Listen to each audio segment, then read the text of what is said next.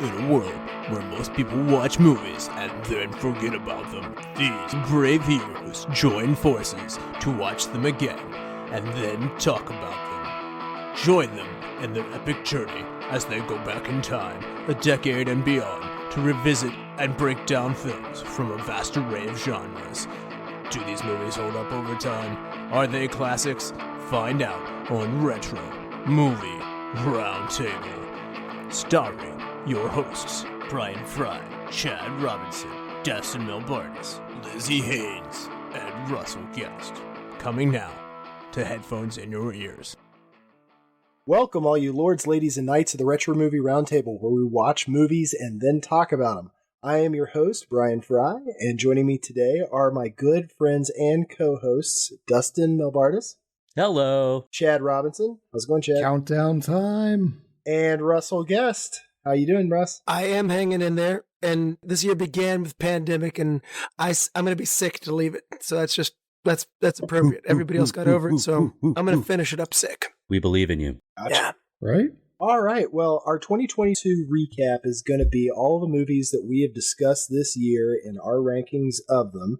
Just to give you a little recap of what else happened this year in world news, Russia invaded the Ukraine. Will Smith slapped the crap out of Chris Rock on Oscar night. Hybrid work from home is here to stay. HIV vaccine trials have been given to trial patients.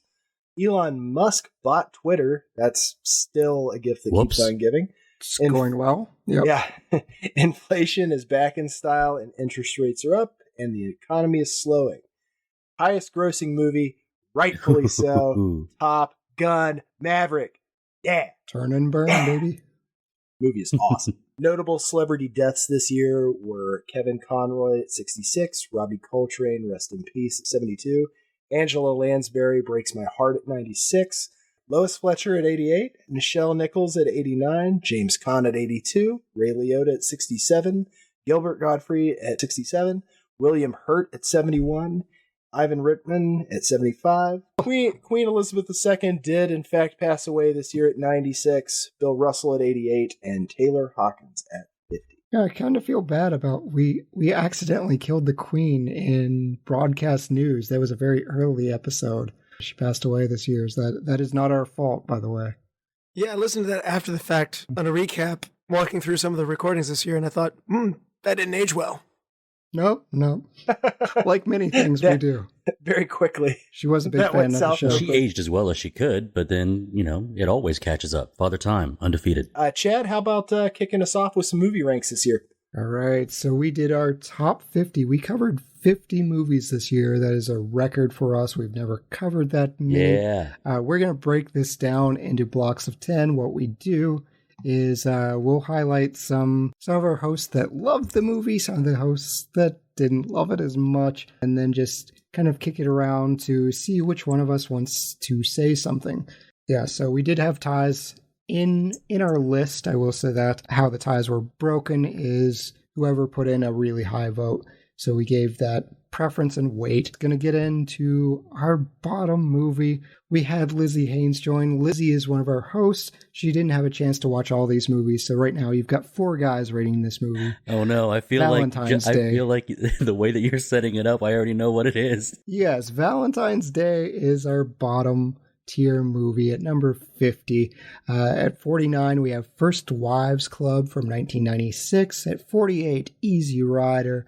47, we have Crank from 2006. 46, we've got Conspiracy Theory. 45, Dracula.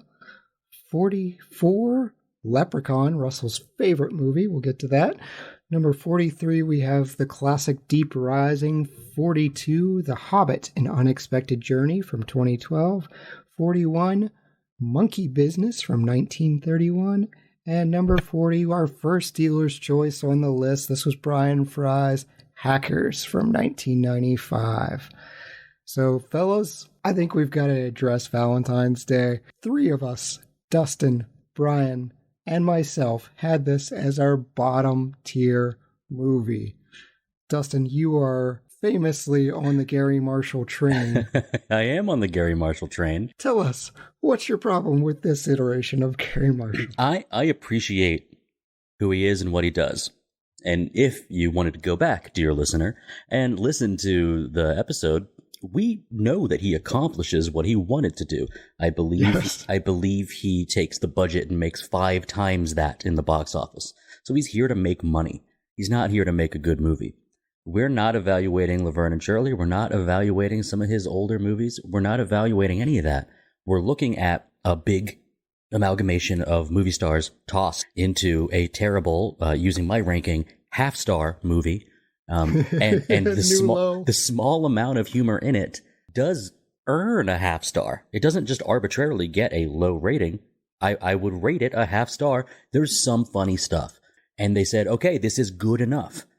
I think maybe there was just, like, this was a classic case of dollar signs in the eyes, and it got made, and some executives lined their pockets. That's certainly the case with Julia Roberts. Like, not here to make a good movie, here to make money. She got paid a ludicrous amount per second. And I told y'all when we covered this movie, I think it was the 5th movie of the year, that you could kind of rest easy, because no matter what movie we got pitched or whatever movie we covered later on throughout the year, that, don't worry, we'll always have Valentine's Day as the worst of the year. So feel free to pitch whatever you want. We know it can't be worse than this. And Russell was our lone holdout. He had this as his 43rd. So he had 7 movies that were worse than Valentine's Day. I didn't find this movie as offensive as you guys did. So it's light, it's fluffy, it's not an amazing movie. However, this is the first year that we covered movies that I actively did not like. Like, on a normal year, I would say 5 of these movies would have been the bottom place movie. So we've broken new highs. I think this is a year where we had a lot of really great movies. But we've also lowered the bar simultaneously here. And Leprechaun is as low as it goes. I mean, that is a half-star movie for me. I really didn't enjoy it. It was hard to come back and watch it again. I've seen the first 3 of them. They don't get any better. That's true. And I don't really enjoy what they're doing. They're not funny enough to be funny. They're not scary enough to be scary. It's not well made enough to be well made or made at all. So it is caught in the nebulous, awkward zone of why? Why? I mean, I feel bad for Warwick Davis that this is an important way that he makes money and has to keep doing it 12 times over. He wasn't in one of them, and it was much worse. Leprechaun Origins. Yeah. But Crank would normally also be my bottom movie as well. That was also very bad. I feel like that's more fair. Leprechaun is fun. You know, it's a B movie. It's fun. Russell hates fun. And we're discovering this. Crank is a dumb, fun movie. As far as bottom of our dealer's choice, First Wives Club was actually Lizzie Haynes' choice. And we, as 4 men, just slaughtered it. And I feel bad. So I'm taking this time to say, I'm sorry, Lizzie. Like, I tried really hard. Like, and then you gave it a 48? You gave it a 49, Chad, so, like, let's not... I did. I mean, glass no one houses, know that. stones, you know? No, I gave First Wives Club a 43, thank you very much. Okay, no, it was Dustin that was less nice. Yeah, I was less nice. Bryan summed it up by saying we're not the target audience here. Because the joke had to hit a certain period of people where becoming a first wife or the fear of divorcing because your husband trades you in for a newer, sleeker model, like that, right? That's, our women are more empowered now. Like that movie came out during a very specific time period where the joke still hit, but we were also moving away from those. And it was like, how do you market for a movie for 34 to 55-year-old women only? However, some of the performances in that movie actually made my superlatives list. So, like, there's things to pull from it, even though I ranked it low. Don't you kind of find it fun as a revenge movie, though? Like, I mean, no, I did. I don't know. I didn't hate this as much as you guys did. Well, hate's a strong word. I feel like hate's reserved for Valentine's Day, and apparently for you and Leprechaun. It's not going to get any lower. I've already gotten my dirty laundry out there. Crank and Leprechaun have received my ire, and everything else after that is some degree of I would watch this. Sunshine and Rainbows. Bryan, we have to address yours. Hackers fell in the bottom 10. We know, I think you know, I was on that episode. I think you know that it's number 40. It's an imperfect movie. It's the only way that movie would have made it on this show. Like, I did it for Hackers. Like, on behalf of Hackers. Owed it. Yeah, I feel like I owed it to that movie, given the love that I hold for it, and I completely understand that I am on an island. Right, like, and you were at number 15. You were 15? On an island, sir. Yes. So high. That's high. I love it. I love it. I mean, Matthew Lillard got you some points. I'm not mad that I watched this one, though, unlike the two that I had below it. So I had it low, but I'm not mad that I watched it. You know, I had it on VHS, then I had it on DVD, then I had it on Blu-ray. Hell, I even think I bought it digitally. It's a movie I enjoy. It is pure popcorn for me, and I suggested it knowing that I would probably be the only one. I will say this, the amount of references to this obscure movie since seeing it has been astounding. I've seen it come up probably once a month in my life, and I work a lot in code. It's like, why are people referencing this movie? But I do owe you a thanks and gratitude. Now I know when someone says hack the world or mentions hack the planet, mentions the Gibson, like, okay, now we're on the same page. Dustin had this at 26, so he kind of liked it. Yeah. That's what I was going to say, is that ordinarily you might take a list and say, all right, the top 25 are the good movies, the bottom 25 are the bad movies, in which case at number 26, this would be the best of the bad movies. But not this year. We had a lot of good movies. So I still have it in my favorable movie list. I did want to look at the rest of these very briefly. Dracula, I think, is just kind of didn't age well. But the last thing I wanted to say, did Monkey Business fall in this category here? Yeah, Monkey Business is 41. So with Monkey Business here, I was talking with Brian and Chad before the show. I'd almost be willing to say, like, this doesn't deserve to be in the movie rankings list because it's not a movie. Like, these old Marx Brothers movies are just hour-long romps with no direction, and it's 3 hours of jokes fit into 1 hour, and it's funny. I was laughing out loud at a bunch of this stuff. So it almost I feel like it should exist outside of the rankings, because I don't feel like it's deserving of saying, like, well, 40 movies are better than Monkey Business. It's almost like it doesn't fit as a movie. Does that make sense? Not for me. We were hard on the 1931 movies. Yeah, Russell appreciates this movie a lot more. It was 30, 42, 45, and then Russell comes and he's like, 19, sir. It's just too funny. It's just too funny. Well, here's the thing. I'll put it next to Hackers in this way. Like, when you like something, like, I didn't put Hackers at number 2. Like, it's not like, I understand. Like, I get it. Like, I know 15 sounds high, but I mean, I intellectually understand that it's not going to be winning awards out there. So, same deal here. Yeah. I mean, you can like what you like. This is not I hope no one took this list and was like, hey, what is the best made movie? Because I'm going to have some defense and Big Trouble in Little China later on, if that was the case, if that's the direction we went. AFI has my back here. They have Monkey Business at the number 73. Funniest movie of all time. After doing the show with you for 2 years, I'm beginning to distance myself from this AFI you love so much. Right. Yeah, it's often wrong. But I'm glad that you are kind of a defender. The Academy is smart. This is not the podcast to be like, the critics agree with me. Well, I'm going to be going back to that true. a couple times, I think. That's true. Yeah. Speaking of that, at number 39, this is our third dealer's choice, Breaking Away from 1979. This was Russell's, and we'll talk about his hurt feelings here in a minute. The Professionals is at 38 from 1966. This was controversial. Hellraiser, 1987, is our 37th movie at 36. Christmas classic Home Alone 2. At 35, Almost Famous from 2000. 34, we have 9 to 5 from 1980. 33, our first James Bond film, we had 2, On Her Majesty's Secret Service from 1969.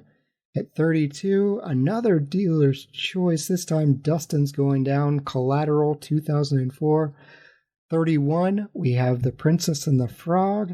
And our number 30 movie is our second James Bond film, Moonraker from 1979.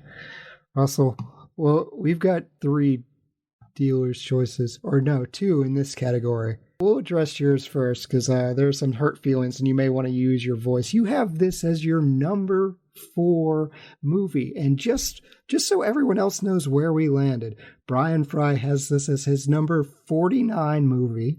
Whoa. Dustin has this as his number 47, so he likes it slightly a little more. bit. And I think there's some empathy here because I knew how much this would hurt you. So this showed up as my number 31 movie. That may or may not be my true feelings. I'm going to go with the AFI puts this in their top 10 most inspiring movies and best 10 sports movies. So that's too bad.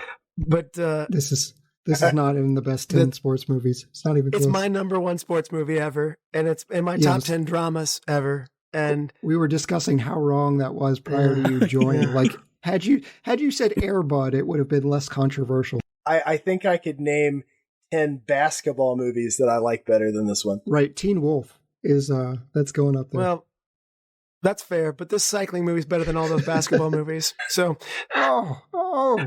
sir, this movie is just so it's touching, it's inspiring, it's funny, it's challenging, and it's honest. And it just captures this coming of age and this change of class, like this class struggle, as well as post-industrial decline happening in America.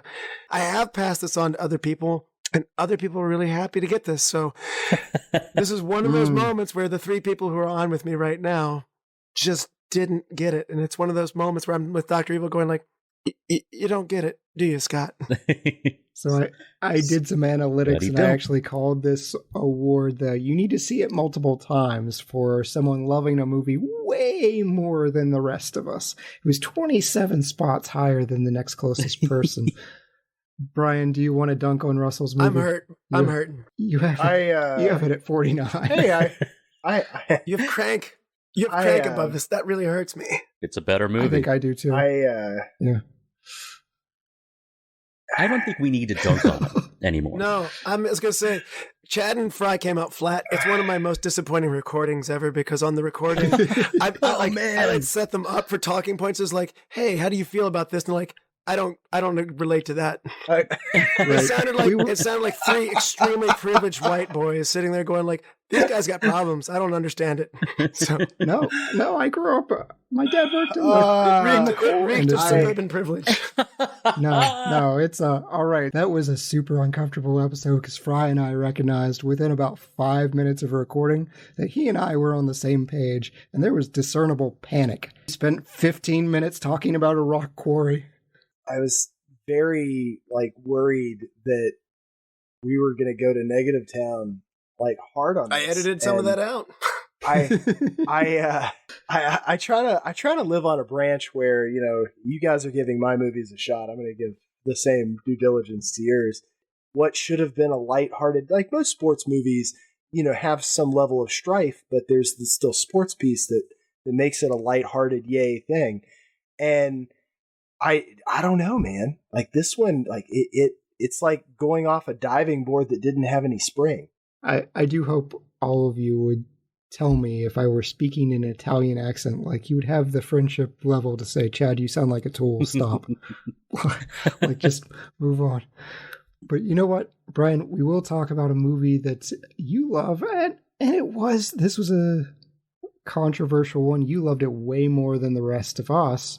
The Professionals from 1966. You have this as your number 6 movie. He likes the Westerns more than we do. That we know this.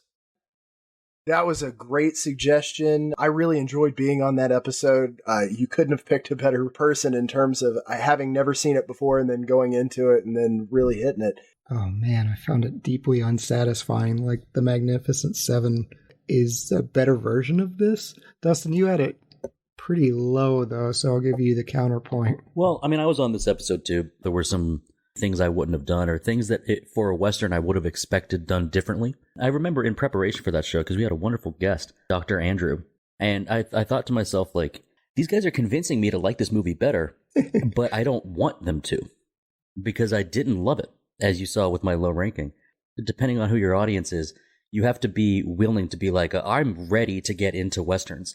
And I just don't think I was. Sometimes I'm surprised. Silverado really surprised me last year, but The Professionals surprised me in the opposite way. Also, this is a long-standing Hollywood issue.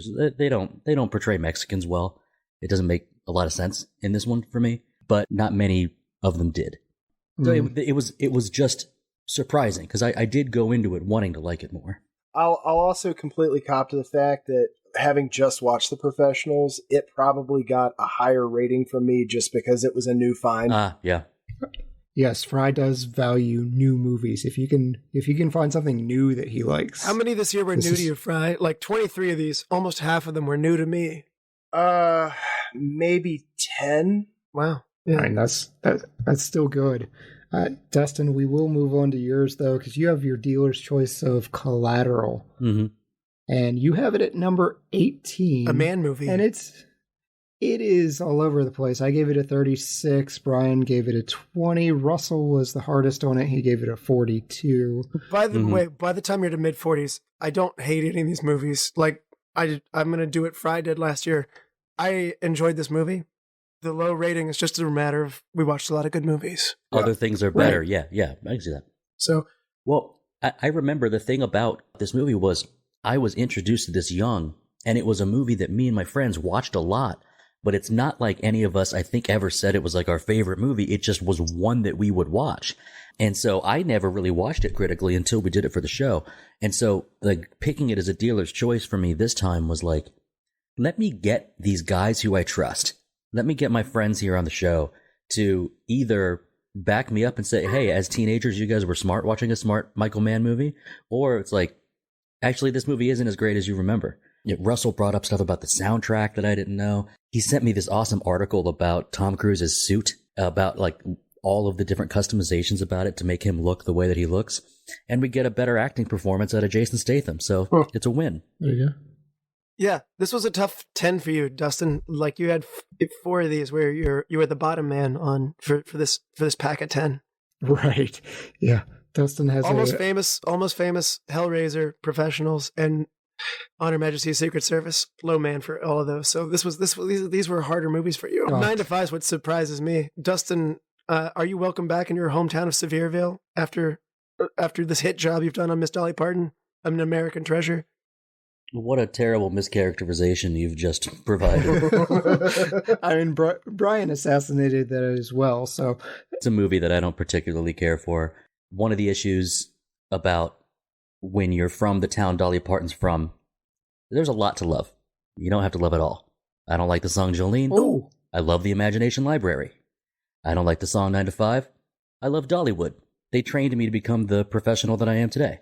That one I knew I would be ranking low. Almost Famous surprised me that how low I ranked it, because if you remember, Brian, that world of ultra devotion to a band, whether that's like people that work for the band or groupies, that world turns me off. So I was turned off of this movie right away, and I remember talking about that with you. Yeah, I guess Lazenby also turns you off. No, I expected it to be... I wasn't on that episode. I expected it to perform much better. I came in at 29. I was like, I'm going to be the anchor for this. And I was not. I will thank you, Dustin, for... I would have been... For being the anchor? For bailing him out. For being the anchor on Hellraiser. Because that would have been 2 horror movies in our bottom 20 that I would have been the low man. I was the low man on Dracula. This is off-brand for you, Chad. This doesn't feel right. I will get to fixing that later on. I do have to defend one of mine that was way off from everybody else. I was on it, and maybe the episode is special to me because I found this movie and I shared it with my wife. It's kind of my movie to share, is The Princess and the Frog. This was my number 4 movie. I didn't know you liked it. I knew you liked it. I didn't know you liked it this much with capital this. Yeah, you're hearing that because Brian and Dustin don't know these ratings. They know what they did, but you both did the same thing. 35, 35, and then Russell at 41. Oh, I wow. don't dislike, and again, above 45, we don't have bad movies, so it's okay. You know what? I sing the Are You Ready? Friends on the Other Side all the time. I sing Almost There all the time. This was a return to form of the Disney that I love. I love the classic style. Is it the highest echelon of Disney movies? No, I don't think so. It's emulating a lot of it, but I still love the addition of Tiana. I love the meaningfulness of the movie, the bayou setting, Louisiana. Everything about it is just magic. Dr. Facilier is so much fun. The voodoo. It's the green you need. Keith David. And when I look into your future, it's the green that I see. Keith David is just magic. I love all of that.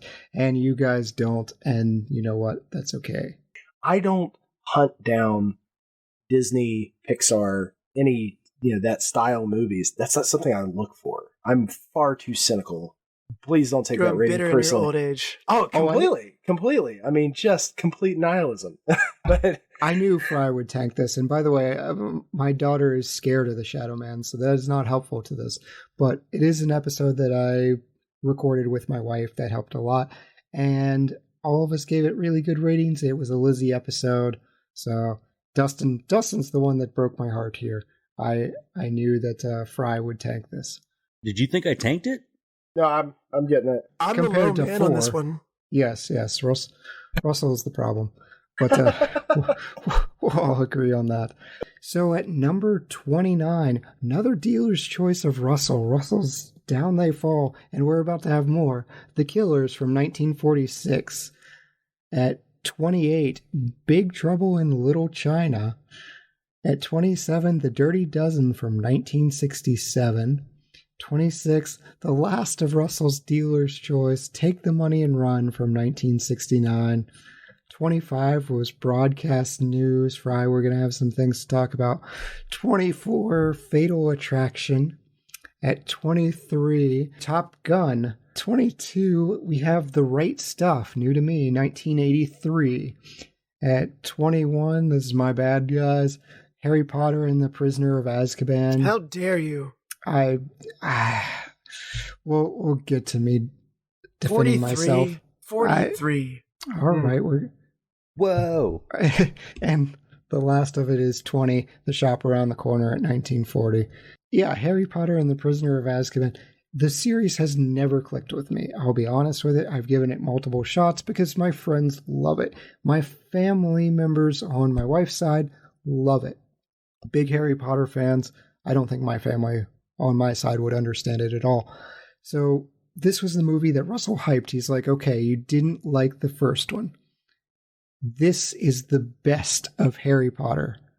And if this is the best you got, I ain't interested in the rest, folks. You all kicked my dog with breaking away, but then you gave me another dog, and Chad, you just kicked it. I'm happy for you. Russell has this at 7. I am so happy that you love this series and have a huge franchise to love. That's great. Gary Oldman, based on this movie, got me to read Harry Potter. I passed on the first movie. I mean, I saw them all. So, and now I'm a huge Harry Potter fan. So I didn't have this particularly high on my list, but I will absolutely give it the nod as the gateway drug that got me into Harry Potter. And I feel like that speaks volume. I feel like the ages that are slightly younger than me, like that's their thing. And there's about a 10-year gap. Are you implying there's a Quidditch line at 80? I don't know what that is, but sure. You watched the movie. It doesn't mean I remember or care about it. I fall in that just a slightly younger than you area, and I did read these books before the movies became a thing. A funny story, actually, about that. My sister asked my parents, she asked a silly question, and we've joked about it before. She said, will you get me the Sorcerer's Stone? I want to collect the Harry Potter books. And my dad goes, what? And she's like, I want to collect the Harry Potter books. Like, yeah, that's a weird thing to say. And what she was caught up with the idea that all of her friends had them. And so she wanted them. So my dad said, okay, yeah, I'll buy you a book. So we went camping. She brings the book with her. She reads a couple pages and puts it down. Well, I'm out there in the woods. I read the whole thing in a day. And then I was one of those like, okay, I'm going to get every one of these when they come out. But I'm a pretty big fan. I don't rewatch these movies. I forgot how good Azkaban was. And so I think rating it number 7 is high, but I forgot that it was really good. But the thing about it is like, I think this is one of those franchises that you can be too big a fan of. You see jewelry, you see tattoos of this property. But if I drive by like the soccer pitch and I see a bunch of college students on broomsticks playing like a stupid game, I drive by and I go, that's dumb, and I keep driving. So like there's I'm like 98% of a fan. There has to be sports for unathletic people to still get into. So if unathletic people find a sport that's not being played by athletic people, they become the best at it. Don't take that away from them. It's called pickleball. Yeah, I watched the funny pickleball videos. It's like ultimate frisbee. Hippies everywhere are like, we could do this. Nobody else is doing this. This could be for us. Hacky sack. That's for us. Yeah.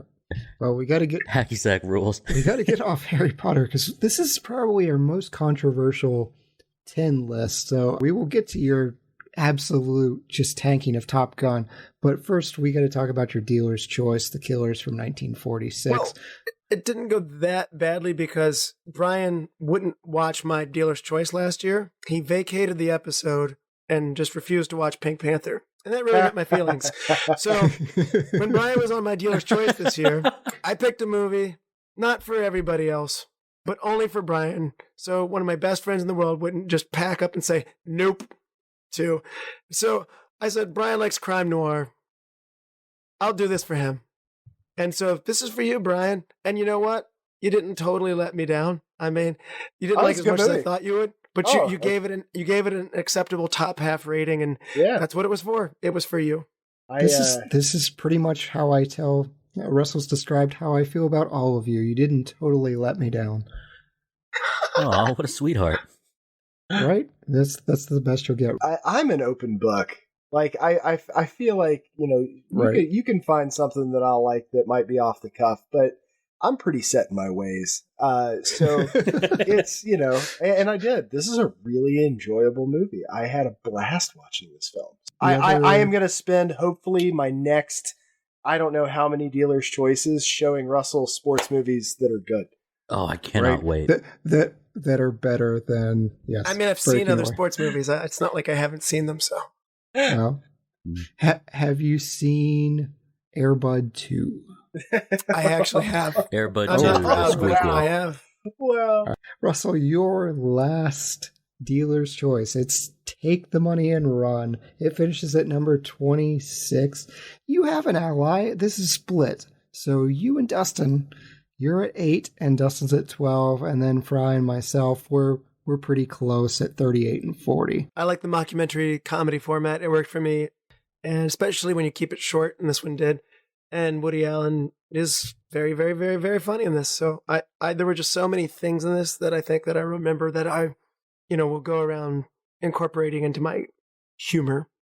Well, it's right next to my Moonraker ranking, and that's because like Moonraker is probably one of the Bond movies I've watched the most because it was one of the few I had on VHS. Maybe you should raise your ranking because I have a gub pointed right at you. I said gub again. Supposed to say gun, right? When I watch, I ranked it pretty high. And when I watch Take the Money and Run, I'm like, the style of humor for these jokes and these gags, some of it is so just tacked on to the end of another sentence that's already funny. And then it's almost like there's a second punchline and you're always waiting in the wings for something else. I was pleasantly surprised by this. It fell in my list of, oh, what do you know? I had no idea. And this was his first movie, Russell, right? It's his first. Yeah, he had acted in movies, but this is his first director, writer, lead actor. And we talked about it. He refines his directing style over the next 40 years, but it didn't need to be a well-directed movie. This is funny. And speaking of Dustin's top list, we have to talk about Broadcast News. Number 4 from Dustin. Yeah. I loved it too. It was number 11 for me, Bryan, 48. Bryan, yeah. I listened to that episode with you. I didn't detect this kind of disappointment out of you. Yeah. Yeah. I was deceived. It's not that the movie itself has like inherent flaws. It's just not something I'd ever choose to watch again. That is fair. It doesn't have any real rewatchability for me. It's not really anything against the movie itself. It's more that I just don't have any desire to ever see it again. I never really wanted to see it again when I first saw it, but I also saw it too young. I saw it like when I was 17 because it was on the AFI Top 100 Funniest list. I know, losing popularity with people on this podcast, but yes, not that funny. Yes, great movie, but it was on the Top 100, and I did leave Chad going like, this isn't funny, and I don't like it. And then fast forward, I actually rewatched it last year, not for the show, but just because it was on HBO, and I got it. As an adult, you have to be able to understand the news cycle, the world around you. It's not yucking it up every 2 seconds, but it's a smart movie. Like when I watched this, and I rated it very, very high. Yes. We've mentioned this year, we've made some breakthroughs. It's like I'm sitting on the couch and I've got 3 therapists here, and my 4th therapist, Lizzie, is in Kentucky, not on the show. And we like talk through the things that I like and the things I look for. And so we've got Altman, we've got Holly Hunter, and we've got William Hurt, R.I.P. And all these performances are incredible. So that's accounting for the ranking. It's not the totality of the movie, it's the performances. I could watch Holly Hunter act all day. William Hurt, I'd never seen him as like a heartthrobby guy, but they definitely frame him as that. And so like our characters are fun to watch, and they're all flawed. And that's what the breakthrough of this year was, is that Dustin likes to watch flawed people interact with each other and interact with the world. So I thought those kind of character traits are sometimes overshadowed by heroes. And so not Ashton Kutcher and Valentine's Day? No. Take a walk. It's just something that like I don't think you see it frequently. So it's refreshing, and because it was so refreshing, it ranked very high. I'll also add one little caveat to this, that the Newsroom got to me first, and in terms of journalism shows, like I absolutely revered that show. Yeah, and Jeff Daniels is my guy. So I feel like when I went into this, I'm like, yeah, Newsroom, and then I was like, you didn't get Newsroom. It's not Newsroom, but I actually find Newsroom, like I found the jokes in Newsroom funnier than the jokes in this. So it's just I probably was holding it to an incorrect standard, and that harmed it unintentionally. Yeah. Well, speaking of holding to incorrect standards, according to Russell, we've got to talk about Top Gun, which Bryan Frye has as his number 5 movie. Dustin and I agree that it's 19, and Russell agrees with nobody.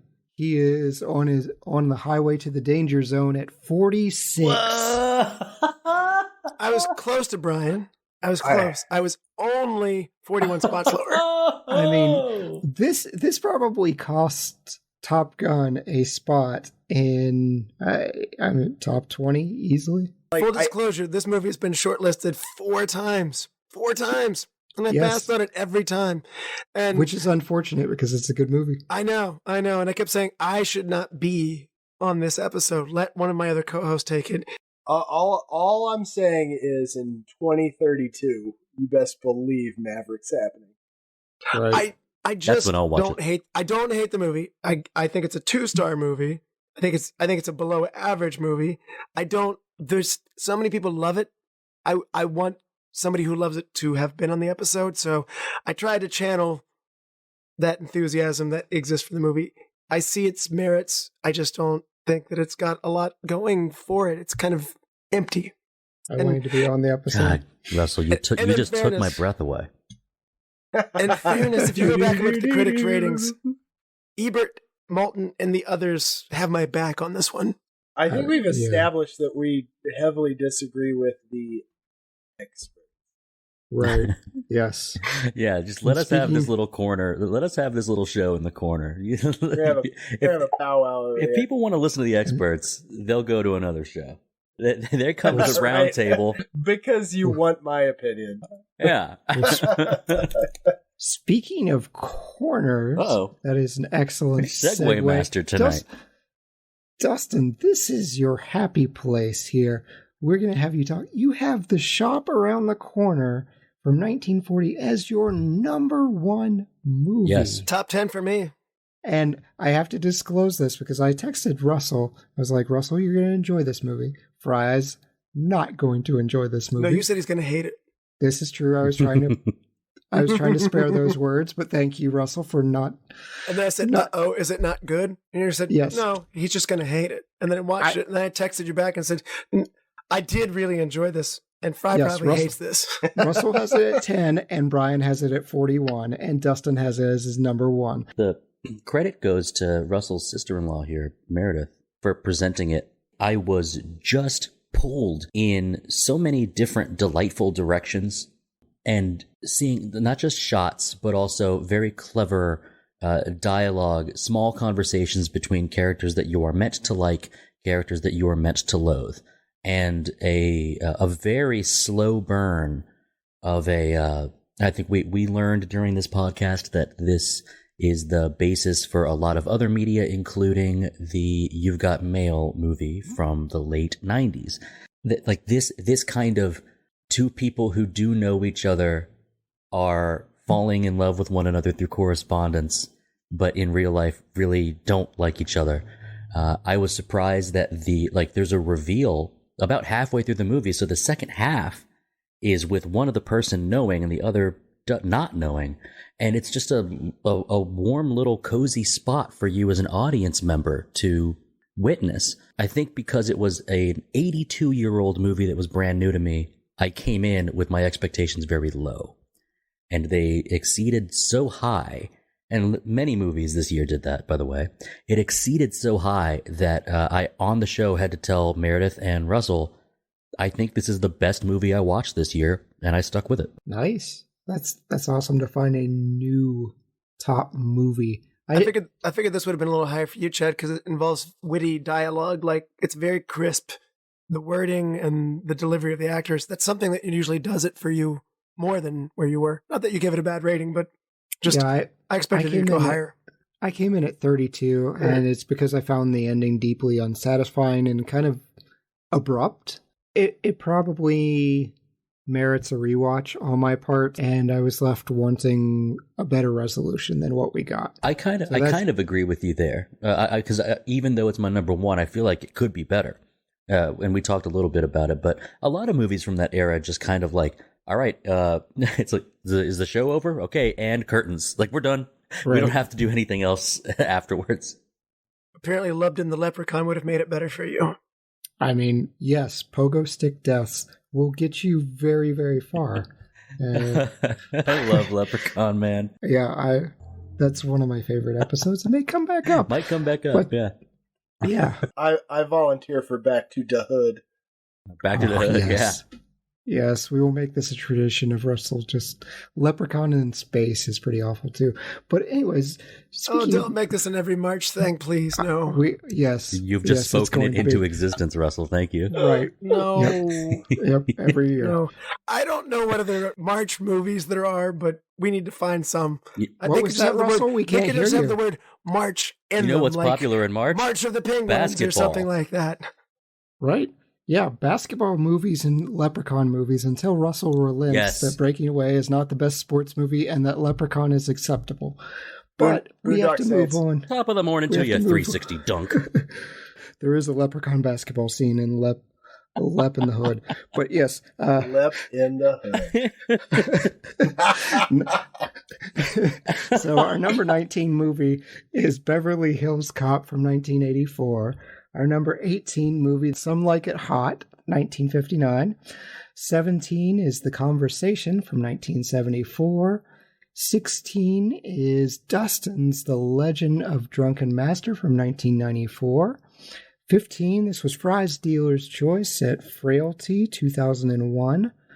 14 is The Ring from 2002. 13 is my first dealer's choice, Behind the Mask, The Rise of Leslie Vernon. At number 12, we have Dog Day Afternoon. And for our number 11 movie, we have Independence Day from 1996. Dustin, we've got Legend of Drunken Master for you, dealer's choice. This is your territory, Chad. You are the high man a lot of times on this one. By the way, six times you were the high man on this one. This is a happy place for me. This is true. I'm in agreement with Dustin. Dustin gave this an 8. I joined him with an 8. Oh, wow. Bryan and Russell are a little cooler. Bryan's got a 33. Russell's got a 30. So I like This is absolutely my favorite kung fu movie.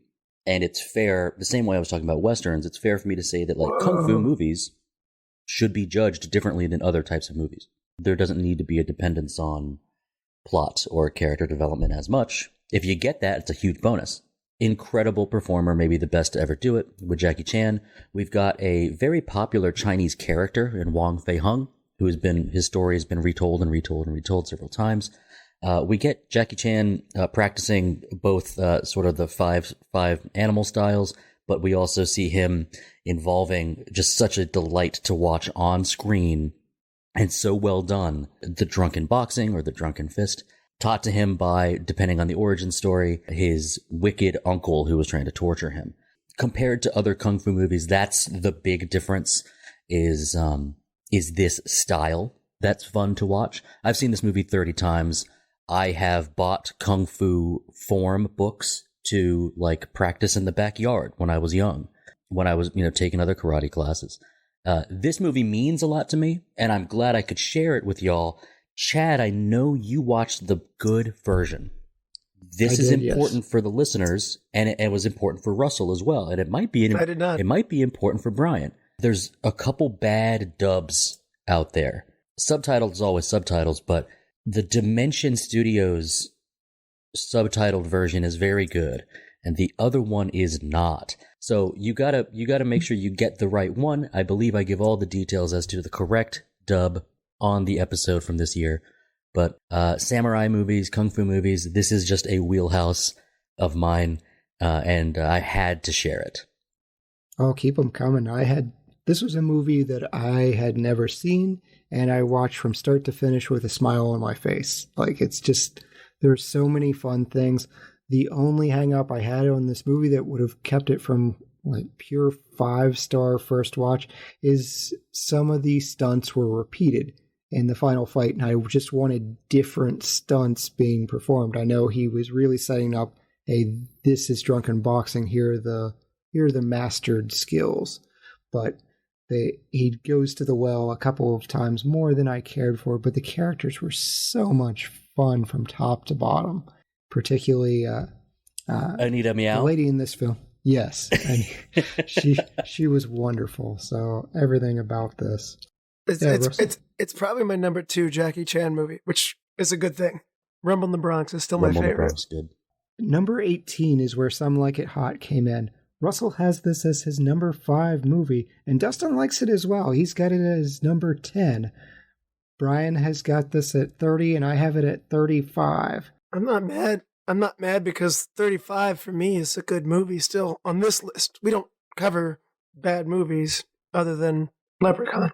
So, I mean, it's an amazing milestone in comedy. It's just so funny. It lives up to its billing in many ways. So, I'm going to do it one more time. AFI says it's the funniest movie of all time.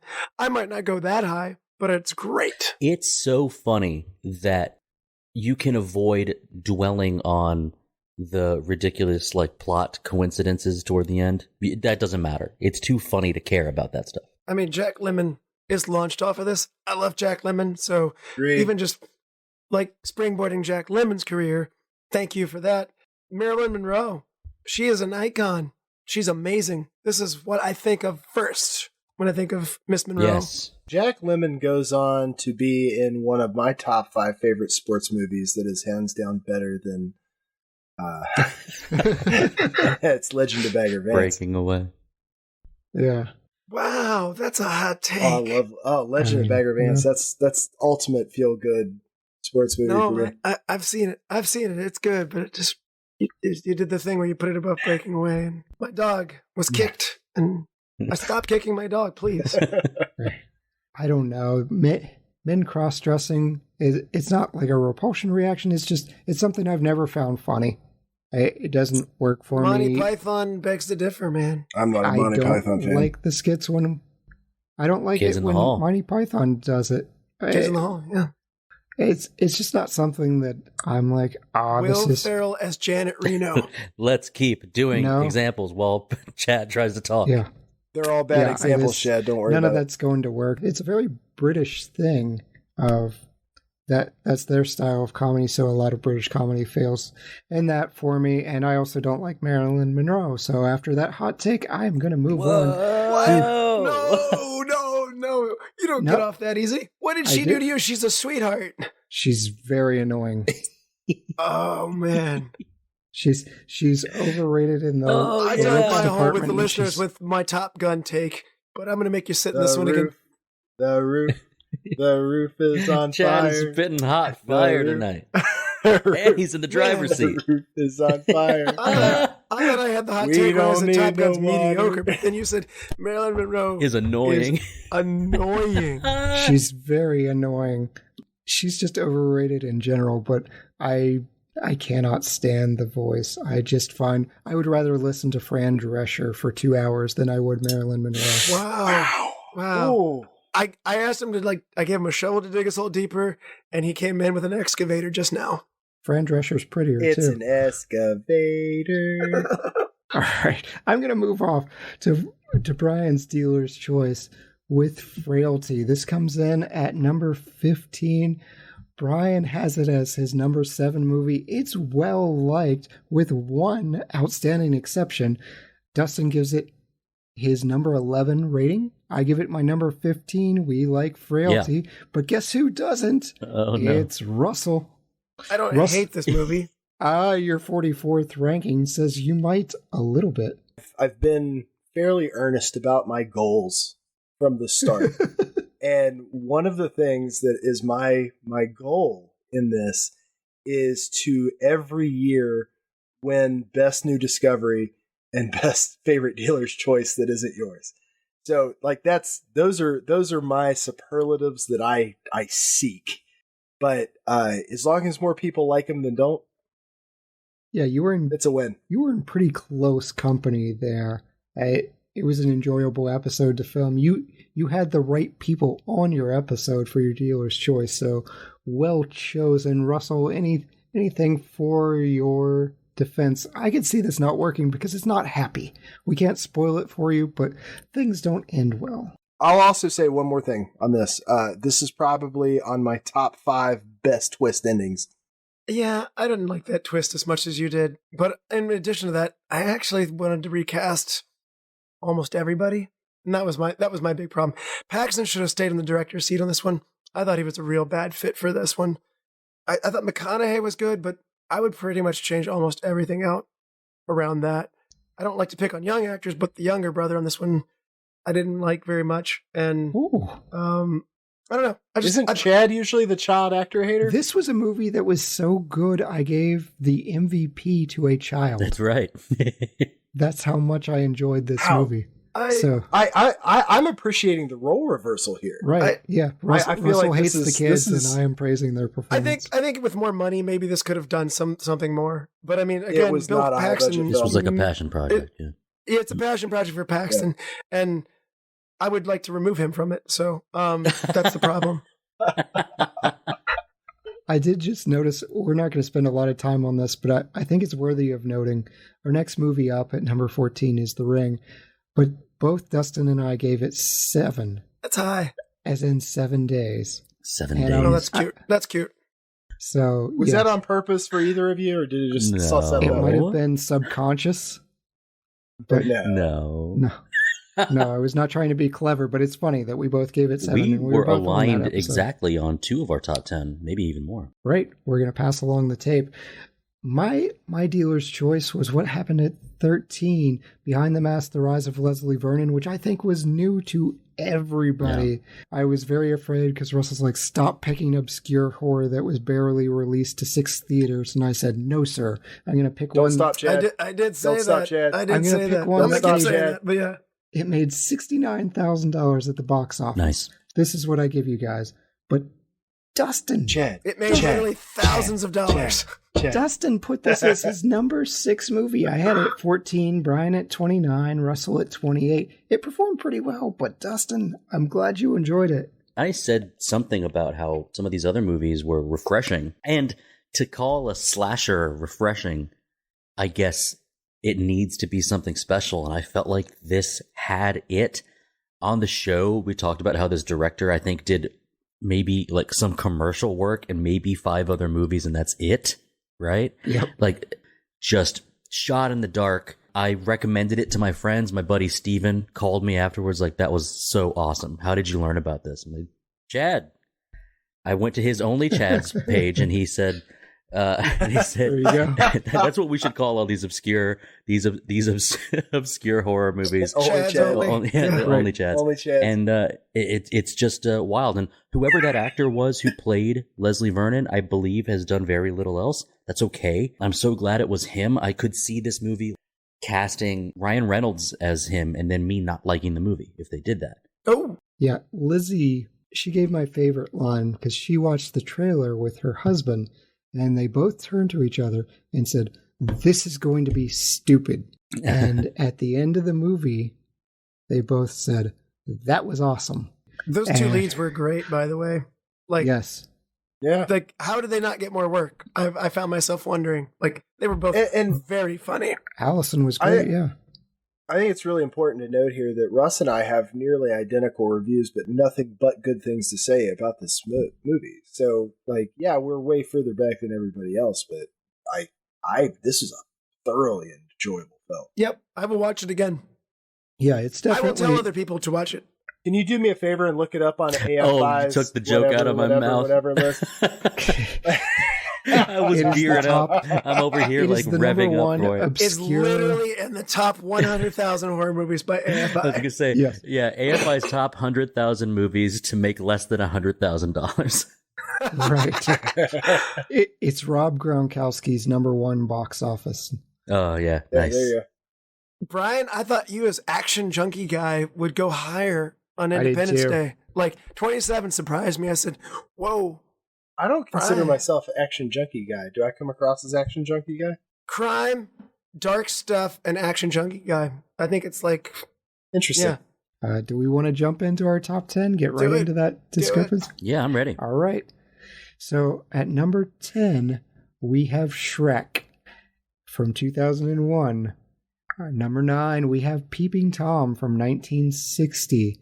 Number 8, Bryan Frye, very high up. Dealer's Choice Ronin from 1998. At 7, we have Master and Commander.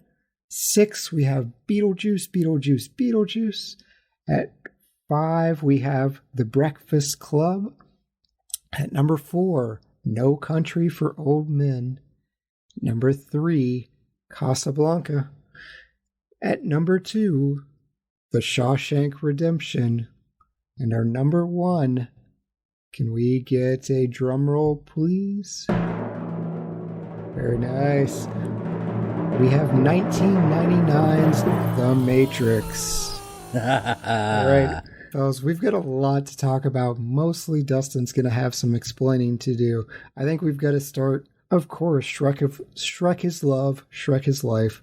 I gave this my number 5. Bryan Frye gives it an 18, Russell a 9, so it's got really good ratings.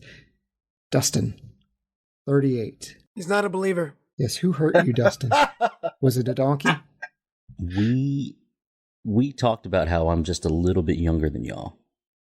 Yes. One of the things that happens, young teens make the decision from when it's like, I'm going to put the baby stuff away and like move on to adult stuff. And I think Shrek came out right when I was making that decision. Thinking like, I don't care about this or want this. Now, since then, there's a lot of Shrek out there. Probably, as far as like DreamWorks Shrek related stuff, it's maybe the most memeable thing on the internet. And there's a lot of, the Mike Myers' iconic voice, the Puss in Boots spinoffs. My favorite Shrek moment is actually from Shrek 2, which is Shrek 2 is very good. Mongo, like the big giant gingerbread guy. Yes. I think there's a lot of good stuff in these movies. But my connection with it is always just sort of like, I don't really care. I'm sorry it tanked it for y'all, but it's just not It's just not really my thing. I It's am going to come to the interesting. aid of Dustin here because that is by and large what has kept me away from most Pixar and Disney movies prior to children. But this is DreamWorks. You know what we're The what we level, need. like I the know. level, but I agree with him. Like it's why would I prioritize this? Like I just wouldn't. So Shrek was something I saw when I was younger. So this one, made it in under the cusp. But I completely understand his standpoint.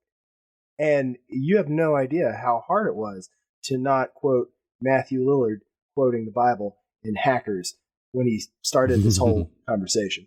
Shrek for me it was like a gateway comedy of, okay, now I'm transitioning more into an older adult, and these animated comedies can have adult things for me, and it's not just, hey, Disney animators got bored and drew a penis in the Little Mermaid tower. Mhm. No, there's actual adult jokes here. I did. Man, I think that's the first P-bomb. Yep. Many more to come in 2023. That's our promise to you, the listeners. 193. It finally happened. Chad pulled it out. Yes. And- Don't say that. no. All right. I'm Chad, put it away. This.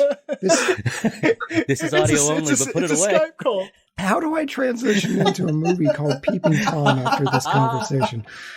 But this is what we've got to talk about because That's what you're into. this was a pseudo dealer's.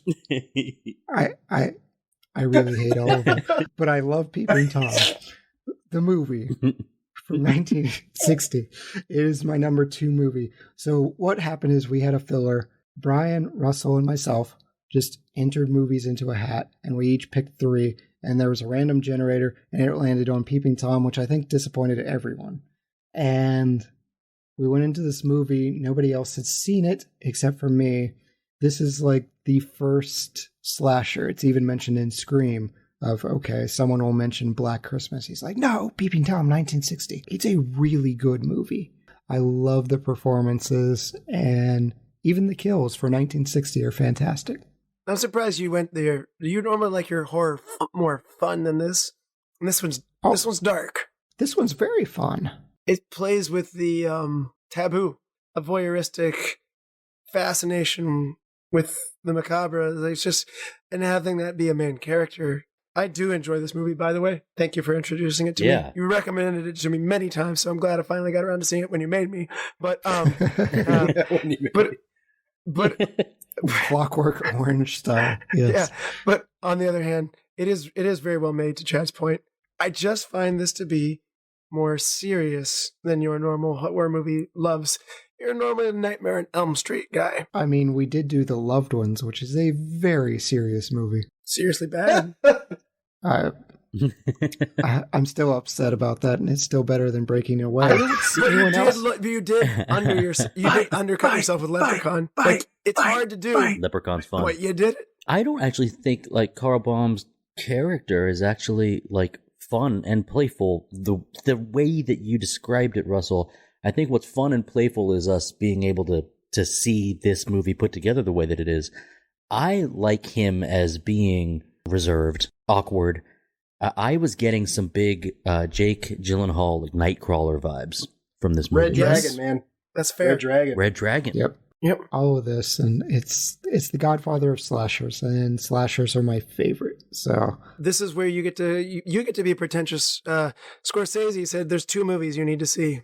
This is one of them. Yeah, and the others, I don't want to call it obscure, but it's not something that I would think of, okay, this is the other movie. Brian, you're dealer's choice, and you had the high ranking here. At number 8 was Ronin. This was new to me. I had it at 16, Dustin 22, Russell 27. Great marks all around. It's a card I always keep in my back pocket. It's completely correct at being reviewed as the best action movie no one's ever seen. It's ties ties to the French Connection, and it's one of the movies that wins at both being a good movie and being serial rewatchable. I watch this movie several times a year. If you haven't seen Ronin, watch this movie. It's unfair to this movie that has been seen so little. I went out and told like 6 people, go watch Ronin. Now, I don't think a single one of them did, so it's still got that problem. It's more, I don't mean keep to myself as in I don't want anybody else to appreciate it. It's more I want to be the distributor of this film. Yes. While the name is appropriate if you watch the movie and it makes a ton of sense, is the name a disservice to this? Because it sounds like you're going to get samurai swords and feudal Japan. It's almost too artsy of a title. I think I see what you're saying. And it's unhelpful that they get the story wrong. Right, you mentioned that. You might have been better off selling tickets if you just said, "Hey, De Niro's in it." Colin, I don't want it to rest on that though, because the film itself had good bones. Like, it's not a De Niro plotting. It's not a De Niro forcing this to be a good movie. It was just a good movie. We've got the Bryan Frye projects here. Like, we knew Master and Commander was going to be in your top 10. That's just something I feel like we've talked about it throughout the year. So we probably Justin's our big boat expert, though. Yeah, we probably but there were no wheelchairs in this movie. That's true. It's tough on a boat. Dustin, I think we do have to we'll at least address top 5 here. Beetlejuice. You've got it as your number 5 movie. That elevated it a lot. I've got it at 22, Brian 26, Russell at 12. So that was good enough to put it in the top 6 spot. Really? 5? Do we weight it strangely? How does a 5, a 12, and then 2 20 pluses land in the top 10? Because we disagree a lot. Tanked. Yeah, we just disagree a lot. Wow. Top Gun is in my top 5. So, yeah. Yep. Whoa. Yeah. Anchors. And it is in my top 46 movies I saw this year on the podcast. And you're about to find out that math, because I'm about to do it to 2 of them, and you're about to do it to what would have been our number 1 movie. So, yeah, let's talk about Beetlejuice. And not question my mathematics. The banker. Beetlejuice is something that it's odd that it would come up, because it doesn't come up on the show that much. But like, my little age difference here is that like Beetlejuice as a cartoon in the 90s was like a Saturday morning cartoon or Nickelodeon something, and it's nothing like the movie. And then you see the movie, and like, whoa, this is wild, and it should be a little scarier. It's a riot. It's an absolute laugh riot, and performances I'll bring up later. The Beetlejuice idea kind of got stuck in time because there was a want to do like a sequel. I believe the sequel was going to be like a Beetlejuice Goes to Hawaii, and I'm so glad we didn't get that. Yes, and we don't need it. All we have is sandworms. And, you've been to Saturn? I've been to Saturn. And Beetlejuice is on screen for only like 18 minutes. But when you get him, Michael Keaton's performance, it's just so rad. The lore is like, I am a fan of Beetlejuice, and I didn't know it. I love this movie.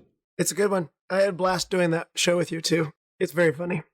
Yeah, Russell and I had the same conversation of we both had seen the cartoon first and then got to this. And it's like, whoa, this is different. And then it drops the F-bomb and you're like, oh, should I be watching this? Right. One of the weird F-bombs in movies at that time. Yeah, PG movies. Yeah. Beetlejuice is one of my favorite movies, as is The Fifth Element, and both movies use the same catchphrase, "It's showtime."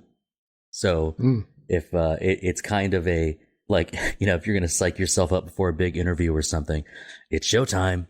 Yeah. Nice. I did manage to tank our Breakfast Club ranking. Brian was much kinder to this. I thought for sure this would be a Bryan Frye tank.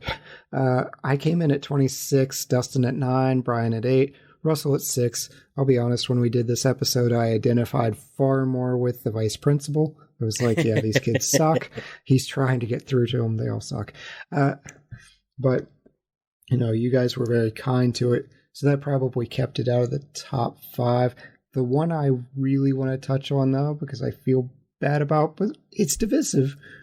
Bryan Frye has No Country for Old Men at number 1. Dustin's right there with him at number 3. And then Russell and I split off. Russell is at a 21, and I'm at a 24.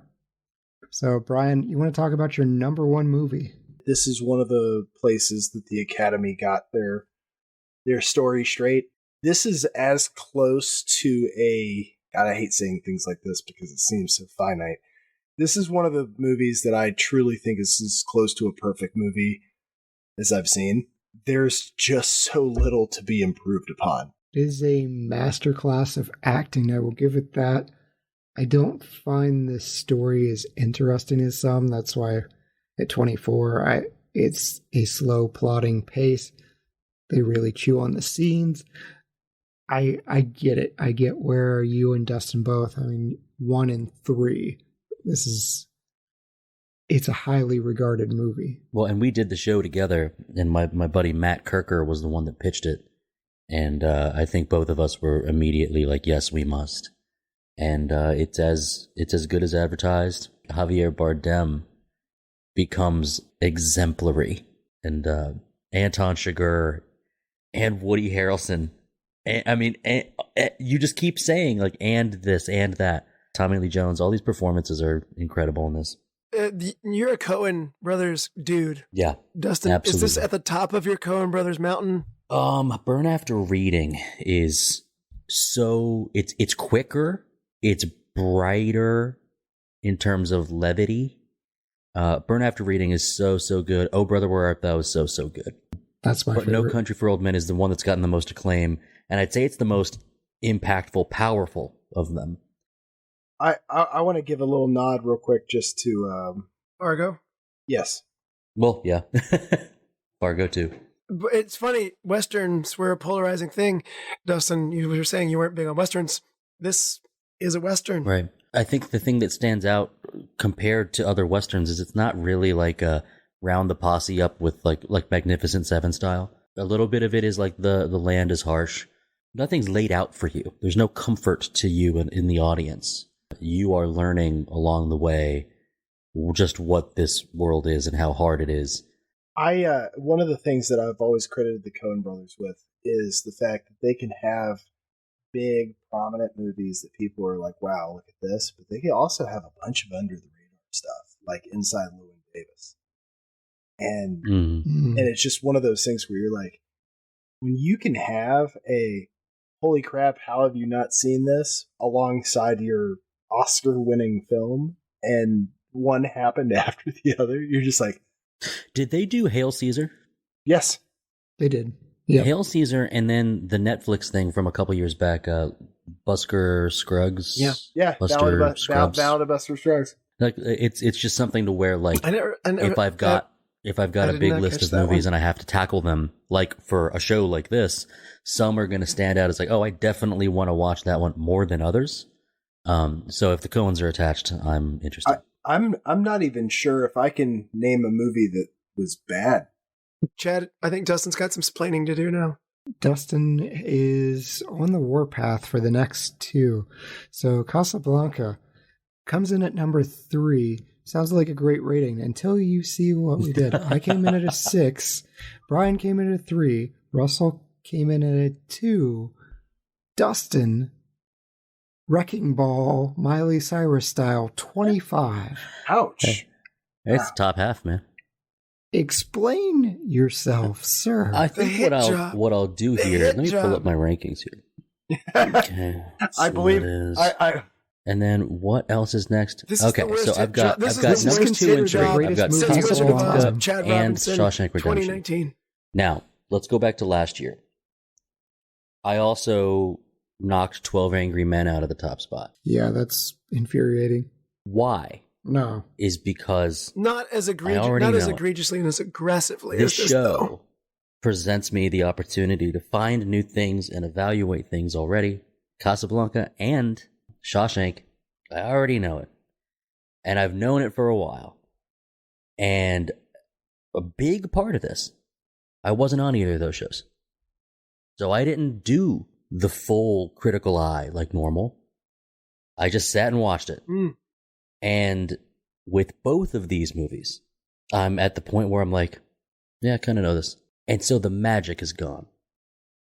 I feel like you're going to have to explain all of that again, though, at number 1 for The Matrix. There's a reason it's number 1, right? Is because it can get you 3 and it can get me. That's how good it is. Actually, Actually, what I'm stunned is Brian had Matrix at 9. I Right, thought I would have said I've Brian. been walking around my whole life thinking, which of your friends likes the Matrix the most? Yes, yeah, but I thought everything it was you're Brian, saying of but it like, turns out oh, these are it was Dustin. familiar. These, I don't have to watch it again with a critical. I feel like the Matrix would fall into that role, and we'll get to it. But yeah, Casablanca, obviously, it's rated in a lot of lists as the number 1 movie of all time. Number 3 on this list, I think, is pretty respectful. Well, I think what matters here is not, do we need to convince Dustin it's a good movie? I know it's a good movie. Right. I already knew that. What the show would like is for you 3 to talk about how great the movie is, instead of for me to say why I had already been used to it. I mean, you can. I will on every single one of my picks. If you wanted to go, Dustin, defend yourself, I would. But do I think Ronin's better than Casablanca? Yeah, I do actually. So, Oh, jeez. I'm sorry. Dustin just gave me a hug. Well, Chad and I I'm not gushed even about it for gonna- 90 minutes. I'm not even so- going to stand against it. there you go. I don't even know what to do with that. I really enjoyed Ronin. It's not in the same spectrum. It's not. All right, look. I'll I'll look, rewatch I'm one. not- I'll rewatch one before I'll rewatch the other. Okay. I don't know. Casablanca for me is one of those things where no matter what phase of life I'm in, it's What's AFI still says? great. Say it's that. And What do you know? 2. What's one? Citizen Kane? Godfather. No, Citizen Kane. They are so wrong. This is... They go Citizen Kane, I gotta Get Brian in Casablanca. here. Then they go I gotta Godfather. say, so we used to do an AFI wall at work, and I gotta tell you, there's nothing I hated walking past more than our AFI wall, because I'm like, every time just vitriol. Are you kidding me? Like, and this is me saying this out loud in a public space. So, with all due respect to AFI, it's meaningless to me. Citizen Kane was a good movie. I'd probably never watch it again. Casablanca is an excellent movie that I watch frequently. It's those sort of swings that bother me on that level of ranking, because I do really take to heart movies you want to watch more than once.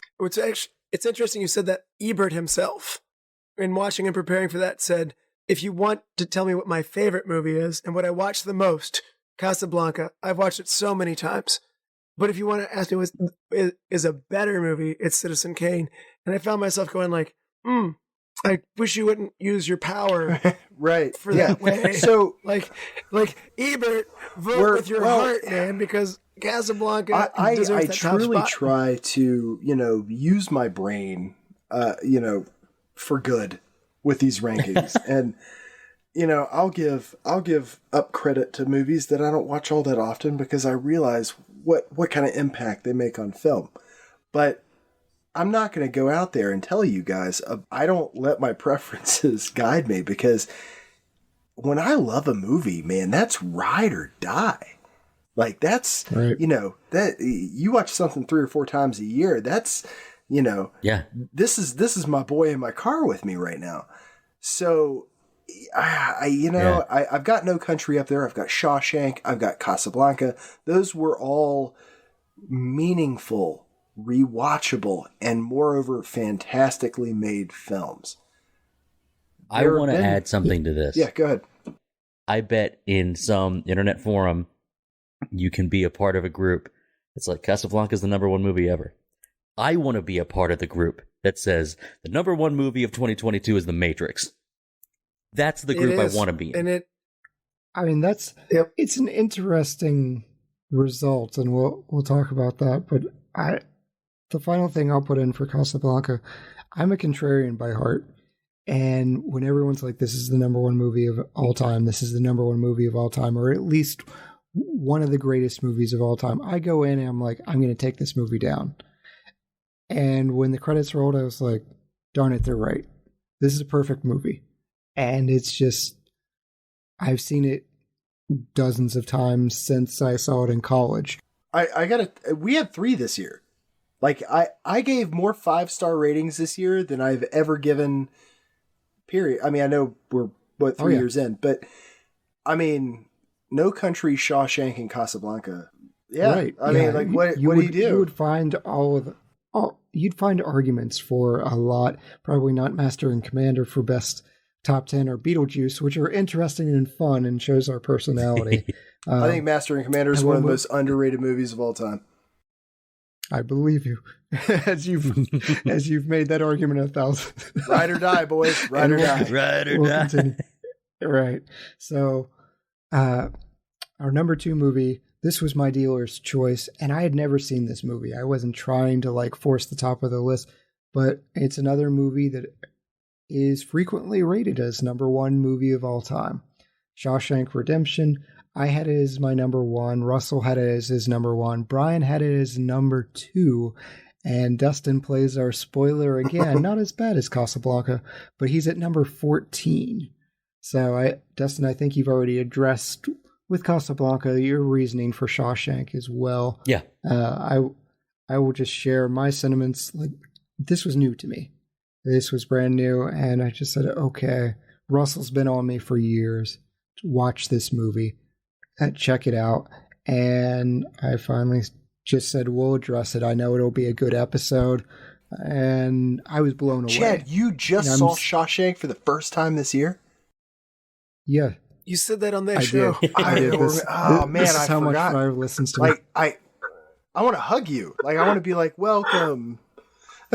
It's I'm still kicking it around in my head, but it may take the place of my favorite movie of all time, which is Gladiator. And it's just different realms for me of like, okay, Shawshank is a better movie than Gladiator, but I am entertained by Gladiator. So that I'm rarely blown away, although 12 Angry Men did it for me last year. I love this podcast. I love being introduced to new stuff. This was just very few movies make me feel like Shawshank does. Like Frye said, I was happy to be there for you. Yeah, for man. The first time you did that one. I'm sorry. I'm spacing on that actually being a first. So you get a second first reaction of me being happy for you. You can't lose your virginity I'm twice. still happy for you. We will do that again next year when we read off with a class of all the number 1 movies or whatever, and you'll be like, and by the way, Chad didn't see Shawshank. The Matrix. You gotta talk about it. I mean, it's the number 1 movie. Break out the bullet time. It received no number 1 votes, but this is how the law of averages work. I had it as my number 3. Dustin has it as his number 2. Bryan Frye, we've talked about this, number 9. I thought this would be number 1 for Brian, I'll be honest. And I didn't think there were 9 movies in the world that Brian liked better than this one, much less that we covered this year. And Russell has it as number 3. So, law of averages, this gave us our number 1. And I think it's a worthy movie. Dustin, you have it at the high point. So tell us, what do you love about The Matrix? I can't list anything about The Matrix that I don't love. It's total. It's complete. It was brand new. It was, the color scheme that I picked tonight, the sunglasses I wear, it redefined cool for a generation. It allowed, I think Russell said this, like, hacking is cool. And sorry, hackers, you didn't quite pull it off, but Matrix did. I think it's hard for some people to not lump the same way like Shrek lump in with the rest of the Shreks, Matrix with the rest of the Matrices.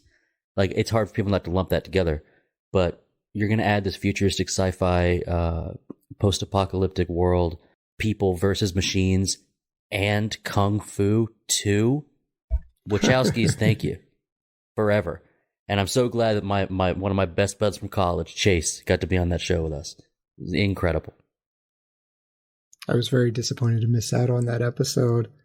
Same. The thing that kept me maybe from placing it even higher, and it's not The Matrix's fault, but it got parodied to death. Bullet Time got parodied to death. Yeah. And we even see it in Shrek. I called it out as like, okay, this was 2 years after, and we just saw it maybe for a decade afterwards. It was just so mind-blowing at the time. Right. Every action movie has it now. Like, TV action has it now, but it's a pivotal moment. It changed the way that we did fast things. Before it looked cheap. Revolutionary, you made it blur. and cool. You made it whoosh. Yeah. and it would blow people's Right. hair. And like now it's so much cooler, and it is quite an experience. But this is bigger than bullet time. It's like Dustin said, it's an immersive world. It's so well written. We keep talking about how it looked. It holds up today because the concept and the writing is really good. And it's just amazing how well it holds up. Agent Smith is one of the best villains of all time. Mr. Anderson. Yes. Yeah. So it's aged incredibly well. I have watched it so many times, I almost wore it out to death. And Dustin, when I'm in danger of doing that, I put it on the shelf for a while.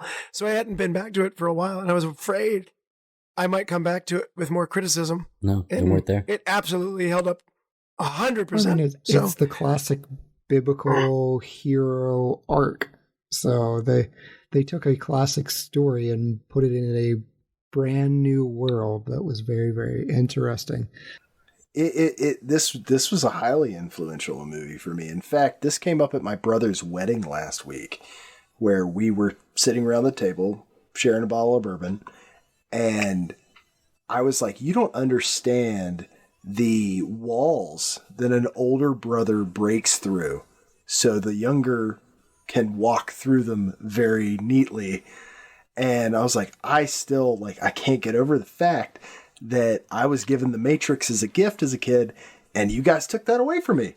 And I was like, I'm still not over it. I'm still not over it. You're the Patrick Stewart sketch. I've seen everything. And I remember Dad watching it. Like, finally, I convinced Dad to watch it, and he gave it back to me. He goes, "That was a really cool movie." And I'm like, "Yes, thank you."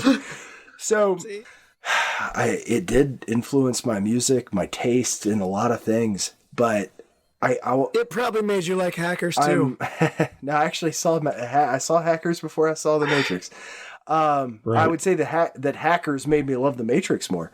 It influenced The Matrix. But what I'll say on this is the only reason I bumped it back in my ratings is giving some credence to some older things that got me into film in the first place versus what I consider mine. Casablanca is mine.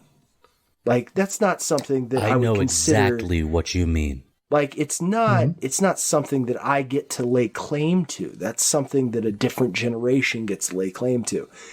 The Matrix is mine. Like, that's something that you can't take away from our generation. So, like rooting for another college's team. Like, that's not mine. So, the only reason I bumped The Matrix back is in due deference to some things like Breakfast Club, like The Professionals, and I'll go more into Professionals here in a little bit with superlatives. You know, Top Gun really wasn't mine either, given its 80s stature and the fact that I was like 4. But yeah, I gave some nods out there to movies that I'm like, okay, hats off to you, good sir. But no, I mean, top 10's top 10.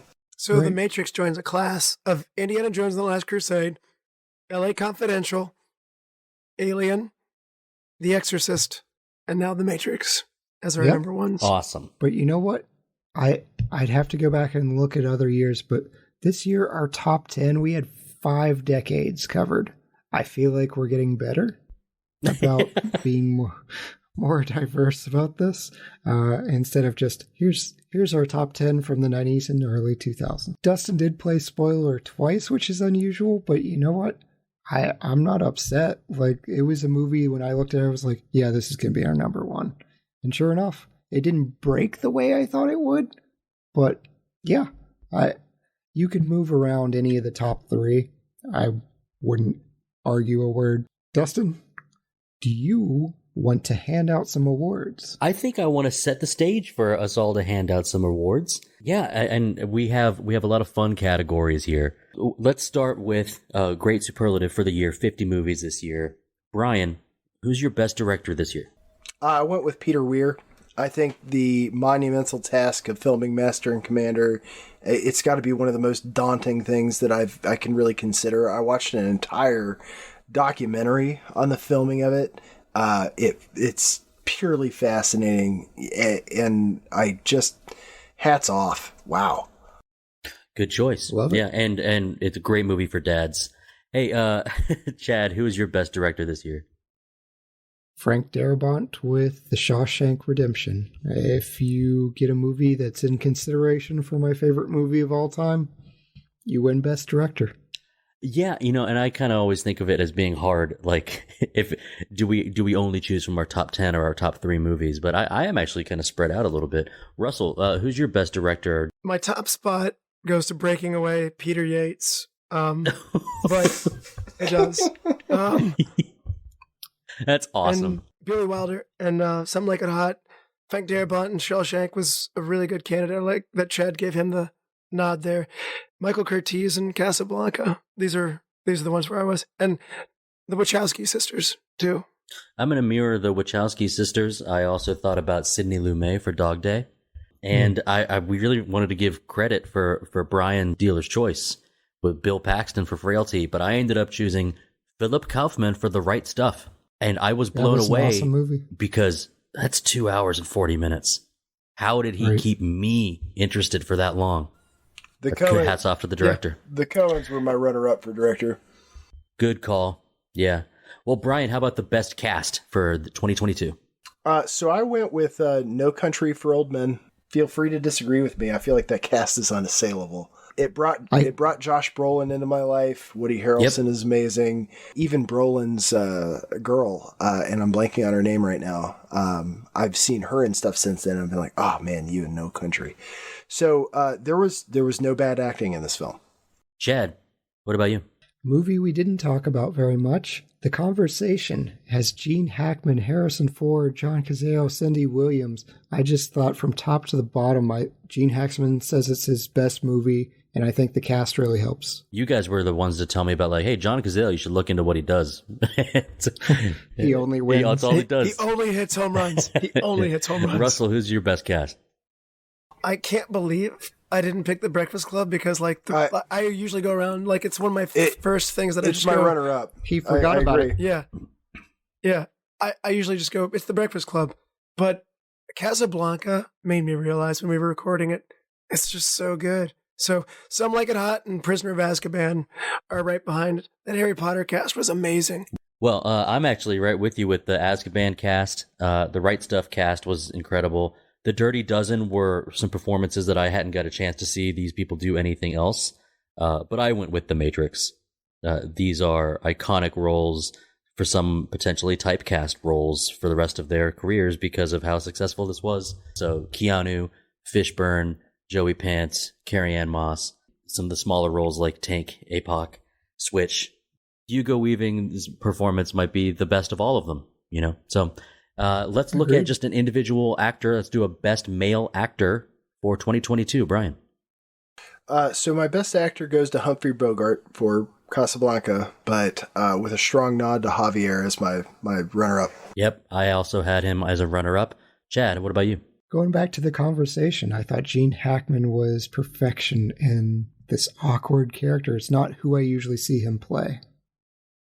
Awkward is right. Russell. It's hard to pick an actor because I do value comedy and horror more than just acting, but I hate to be one note with Brian. Bogart gets mine, but I do want to give some shout out to some other things like Eddie Murphy in Beverly Hills Cop was a powerhouse. Yeah. Like he was just so funny. Woody Allen and Take the Money and Run, Jack Lemmon, Some Like It Hot. And, it's not really acting. It's just the shoe that fits. Tommy Lee Jones in No Country for Old Men is just like... Yeah, he's just kind of being him. He is this character. Like, he was born in Texas to play this. So it's not really acting. Bruce Willis always says, I'm not really acting. I am in movies. I'm not a very good actor. Tommy Lee Jones is a good actor, but he's not he's just right for the part. He's just right. I had as my runner-ups Javier Bardem, Paul Bettany's character in Master and Commander, Matron. Oh yeah, I love. And I thought I would be the only one to bring up Mel Gibson's performance in Conspiracy Theory. He was way low on our list, but getting that kind of role and doing passable at it, if not great at it, was something that must have been tough. But in the end, I gave it to Lawrence Fishburne as Morpheus in The Matrix. Wait, I guess I also want to interject here. Wouldn't you put him as best supporting? No. It's his list. He can do it. I gotta tell you though, Lawrence Fishburne has one of the most irritating lines in film history, and it is from The Matrix. Like, it's one of those things that I've never gotten over with such a What is it? He's starting to believe. Dude, shut the like, for real? Like, you needed to say that. You needed to say that. Like, What's he doing? I've never been so irritated like, even in the theater, I wanted to be like, that took me out of this. Like, Stop trying to hit me and hit me. You pulled the plug on my brain, Brian, with how bad that line was. Man, worse in a movie with, whoa, I know Kung Fu. Yeah, at least there's an epiphanical piece of that where they downloaded the lifetime worth of knowledge into your head, and you're like, I don't know how to deal with that. Yet you have Mr. Captain effing Obvious coming in with, he's starting to believe. Gah!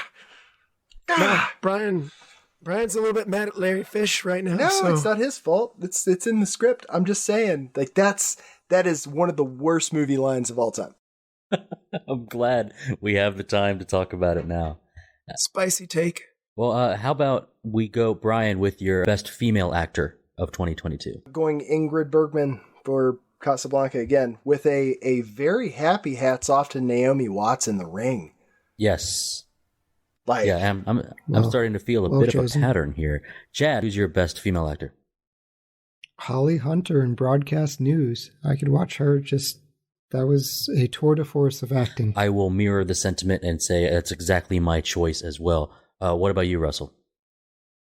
Going behind Brian steals my thunder. I picked Ingrid Bergman as well. She does a lot without speaking, and like she does a lot of like the physical acting, and she has to do a part that is waffling and changing. She handles all of that change really well. So, but shout out to Glenn Close for Fatal Attraction. Yes, a movie we did not talk about.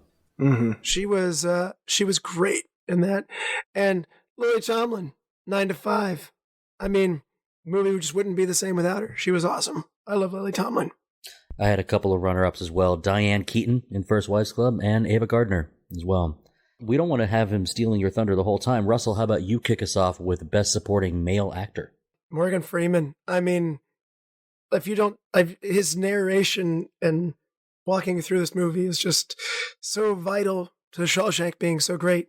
But, shout out to like Michael Keaton as Beetlejuice. His name's on the movie, but he's really a supporting actor. Right. So I mean, he's not in it that much as we talked about. So Michael Keaton, I have Lawrence Fishburne here as The Matrix as a possibility. Oh, yeah. And Claude Rains again from Casablanca dipping into that well. And Philip Seymour Hoffman, Almost Famous. Very memorable. That's a great supporting actor. Yes. All right, Brian, your turn. I gave it to Jack Nicholson for Easy Rider. I almost think it's one of for a movie that I had a lot of issues with. I mean, given its place in history, Jack Nicholson did a lot to redeem it. Yeah, show he was the best part. Yeah. She was a show stealer. So, totally Jack Nicholson for Easy Rider, and with a hats off to Gary Oldman for Prisoner of Azkaban, and basically getting me into the Harry Potter franchise. Yeah. Chad, who is your best supporting male actor? Donkey. Eddie Murphy in Shrek. I had a quick joke idea of saying that my best supporting actor would have been Damon Wayans as the Banana Man. My choice is actually, and it might seem weird, but my choice is Hugo Weaving as Agent Smith in The Matrix as supporting. It's a great choice. That's a good one. one. Yeah, runner-ups, as we like to call him on the show, Gene Reno as Vincent from Ronin. It doesn't go Gary Oldman. But that's Jean Reno, right? On the show, we call him Gene Reno. From Some Like It Hot, Joe E. Brown as Osgood Fielding III was a delight. He was. Let's go back into our regular order. Brian, your best supporting female actor. Gloria Foster as the Oracle in The Matrix.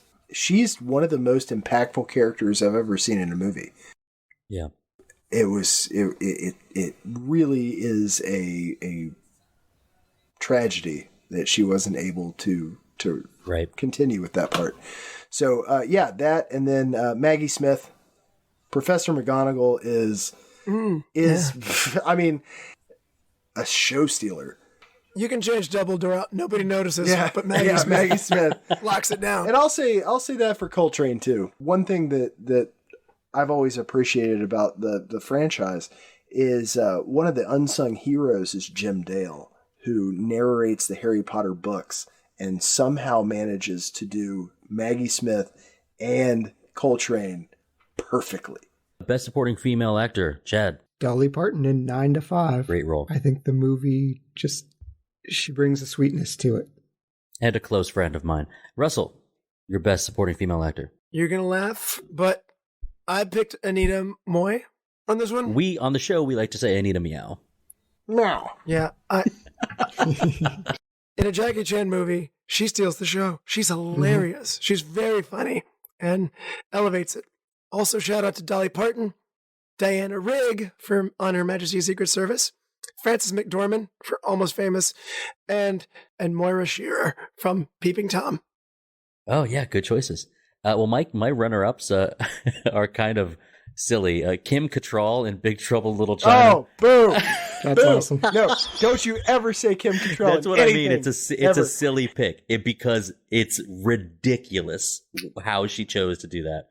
For my serious answers, though, it'd be Bette Midler from First Wives Club, Anita Meow, or Anita Mui, her name, as playing Ling Wang, Fei Hung's mom. But the winner's got to be Catherine O'Hara from Beetlejuice. Good choice. So we also get Catherine O'Hara in Home Alone 2, but she is also a show stealer. Ooh, it's getting a little steamy in here. Let's go with our sexiest female from our 2022. That's not your catchphrase. You say spicy. I'm spicy. Oh, it's time to get a little spicy. Let's get our sexiest female picks. Brian, you're up first. Claudia Cardinale. Yeah. Claudia Cardinale. I had a very difficult time focusing on dialogue when she was on the screen. I was like, man, she is exceptionally attractive. Italian beauty. So when Burt Lancaster goes, "What makes you worth the $100,000?" and Brian's like, "Do we have to ask?" Yeah, I was like, all of that. All of this I'm looking at right here. With a special thanks here to Natasha McElhone from Ronin. She's not someone that I've ever really considered soft to the eye. There's an aspect to her, she's got those dusky eyes and knows how to use a firearm. So there's something to be said about that too. Nice. All right, Chad, who's your sexiest female for 2022? I too was extremely distracted by Claudia Cardinale. Mm-hmm. Wow. And Famke Jensen from Deep Rising. Right. Yeah, playing Trillian. Russell, who is your sexiest female for this year? I had Famke Janssen as a runner-up, by the way, Chad. I figured. Yeah, but that I also elevated your had Deep Rising ranking. She could break you. Yes. She was let her. On a top? I also have as a runner-up somebody who annoys you. Yes, Marilyn Manson. Marilyn Manson. Marilyn Manson was the sexiest female of this. Marilyn Manson and Some Like It Hot. Both of them annoy me, so yeah, it's fine. Marilyn Monroe. And then a combination of Ali Sheedy and Molly Ringwald in Breakfast Club is very left right. Yeah, put those hands together. But the winner is going to be, I've never seen a movie with her before. Ava Gardner caught me off guard in The Killers, and I was just like, to quote Jack Nicholson in Batman, "Stop the press." Who is that?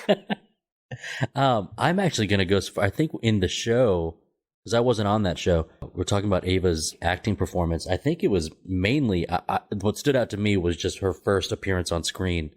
My runner-ups are Jennifer Aniston in Leprechaun, Marilyn Monroe, Can't Be Ignored, Anne Archer. Sure she can. Also not annoying. Not annoying. Anne Archer in Fatal Attraction. My number one has got to be Vivica A. Fox as Jasmine in Independence Day. It's very, very small role. Yes. Doesn't matter. Sexiest male. Let's start off, Brian. 2022 movies. I gave this a lot of thought because I wanted to really give a good answer for this, and I've got to go with Josh Brolin on this. Nice. Yeah. Okay. Makes sense. I think he's just my kind of guy. Chad, who you going with? I gotta go with the classy Sir Roger Moore and Moonraker, but shout out to peak Tom Cruise in Top Gun. I just threw up in my mouth. From Tom Cruise? No, from Roger Moore. Oh. Hands down, I actually like the ugliest Collateral Tom Cruise. No, he's a charming dude. Russell, who's your sexiest male? I went with Dennis Quaid from The Right Stuff. Wow. Harrison Ford in the conversation probably gets it, but I think I picked him last year, so to distance myself from locking in too much, I am not picking Harrison Ford in the conversation and going with Dennis Quaid. Hey, if Clooney had appeared, I would have picked George Clooney. So nice. You get a double dose of Quaid too, and Breaking Away. My runner-ups here: Treat Williams in Deep Rising, William Hurt in Broadcast News. I'm still kind of on the fence. I'm gonna go second place would be Burt Lancaster as the Swede, and my number one has got to be Val Kilmer as Iceman. That's hot stuff. Oh, Burt Lancaster, that's a good choice. They were both great choices. 1A and 1B for me right there. Okay, now we're getting into some more nuanced superlatives here. Favorite dealer's choice picked by someone else, Brian. I went with Chad with Shawshank. Sure, I've seen it before, but I mean it was the best movie of the dealers. So Shawshank. Yeah, Chad. This was so tough, and I feel so bad. Like, Brian, on an aggregate, Frailty and Ronin were right there. You were hitting it out of the park for me. But Dustin, The Legend of Drunken Master, just barely edged out Frye's picks. I've gushed about this movie. Great time. Love the choice. Russell. I mean, Shawshank Redemption is a trump card. Yeah, it wins. Chad, you and I were aligned a lot in some of our picks. You know, you picked my dealer's choice. If I have it right, Peeping Tom actually wasn't a dealer's choice. It was just a name y'all threw in a hat. You can call it as such, though. I mean, that was my runner-up. Behind the Mask, The Rise of Leslie Vernon is a new favorite of mine and a yearly rewatch now. It's very, very good. That's awesome. All right. Brian, give us your biggest thrill. The scene that gave you the biggest thrill this year. It's got to be The Matrix. I mean, and I could name Stop, Thrill Red. 4, 5 scenes that you're just like, commit to it. What part? Probably the end sequence where he actually beats Smith for the first time. I think that's still my favorite. You saw it. No, Lieutenant, your men are already dead. Chad, what's your biggest thrill? His cadence is fantastic. All of the car chase scenes from Ronin, I thought they were just absolutely fantastic. Yes. And when a movie can make me duck and dodge in my chair. Exactly. Yeah, I know that exact feeling. Good call. That was one of my runner-ups. Russell. Mine's going to have to be The Matrix. I'm going to follow suit with Frye for the umpteenth time. But mine is the lobby shootout when they enter the building. They go through a metal detector and all pandemonium breaks loose. Mm-hmm. Guns. Oh, lots of guns. Lots of guns. Yes. What a great scene. So for mine, I actually kind of do a little weird take on the biggest thrill every year. And so for mine, it's going to be in The Ring. It's the lead up to the eventual turn, the scary house where Richard Morgan is going to surprise our hero. That's a cool feeling from when I was young. Okay, so the biggest laugh. Let's go from the biggest thrill to the biggest laugh. Brian. To Wives and Sweethearts, may they never meet. May they never meet. Nicely done. Nice. Chad. I'm going to keep annoying Russell. The pogo stick death scene in Leprechaun brings me such joy. It's good. I really like him on roller skates behind the Jeep, too. I got to get some Listerine to wash the taste out of my mouth on that one. I mean, second would be the Do You Know the Muffin Man scene with Gingy and Shrek. So okay, you've redeemed yourself partially. Russell, what's your biggest laugh? It's funny, I had two runner-ups from the same movie there that Take the Money and Run's competing bank heists, where Woody Allen shows up to rob a bank while somebody else is also trying to rob the same bank, and they argue over it. That's very funny. And earlier in the movie, he also wants to rob a bank, and he misspells his ransom note of "I have a gub" instead of a gun, and they debate it, and everybody comes in to read the letter. This is just outrageously absurd hilarity that I love. Gub. And yeah, and a little bit of shout out to Jack Lemmon coming in after being proposed to in drag and playing maracas, being like, "I've been proposed to. Who's the lucky girl? Me." Are you calling my fiance a bum? Yes. I'll actually go. My biggest laugh was the entire movie of Some Like It Hot, but specifically with Tony Curtis and Marilyn Monroe in the parlor on the millionaire's boat. All of that dialogue back and forth where he's describing how he can't fall in love and she's falling for it hook, line, and sinker is so fantastic. Let's go. Let's stay nice and warm. Most heartwarming scene, Brian. Shawshank Redemption, when they actually get back together. I got to tell you, if you've been through what those men have been through and you get to sit on a beach with absolutely no, negativity infecting your life from then on, like, that's the goal. That, like, oh my God, the end of that movie, I was just like, you all deserve every piece of that. For sure. Yep. Chad, your most heartwarming scene. Duncan's toy chest scene with Kevin and Mr. Duncan where he's explaining the turtle doves.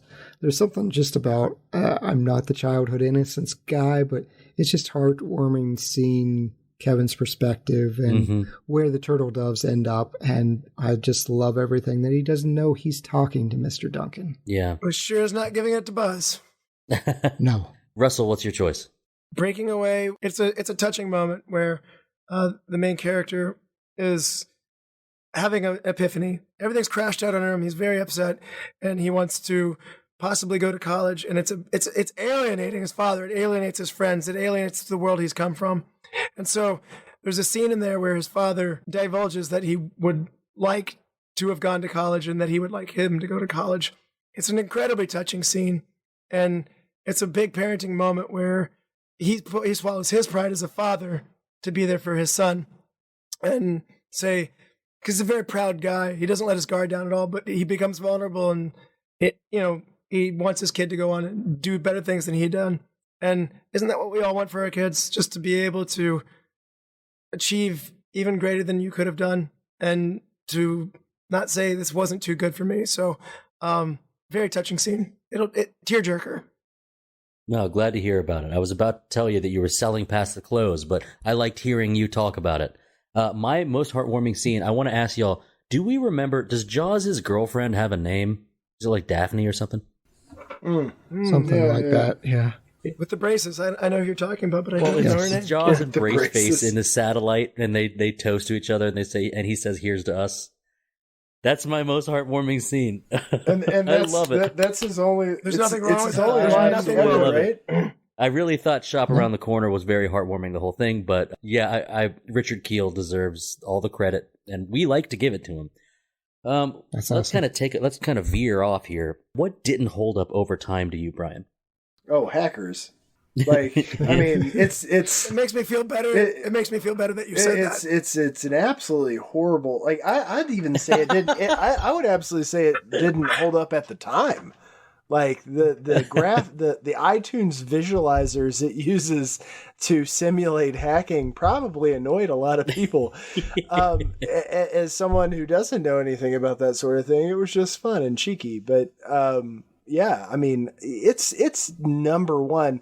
I still remember the line where he goes, "Guys, this is insanely great. It's got a 28.8 kbps modem," and I'm just like, oh my gosh. And we're dated.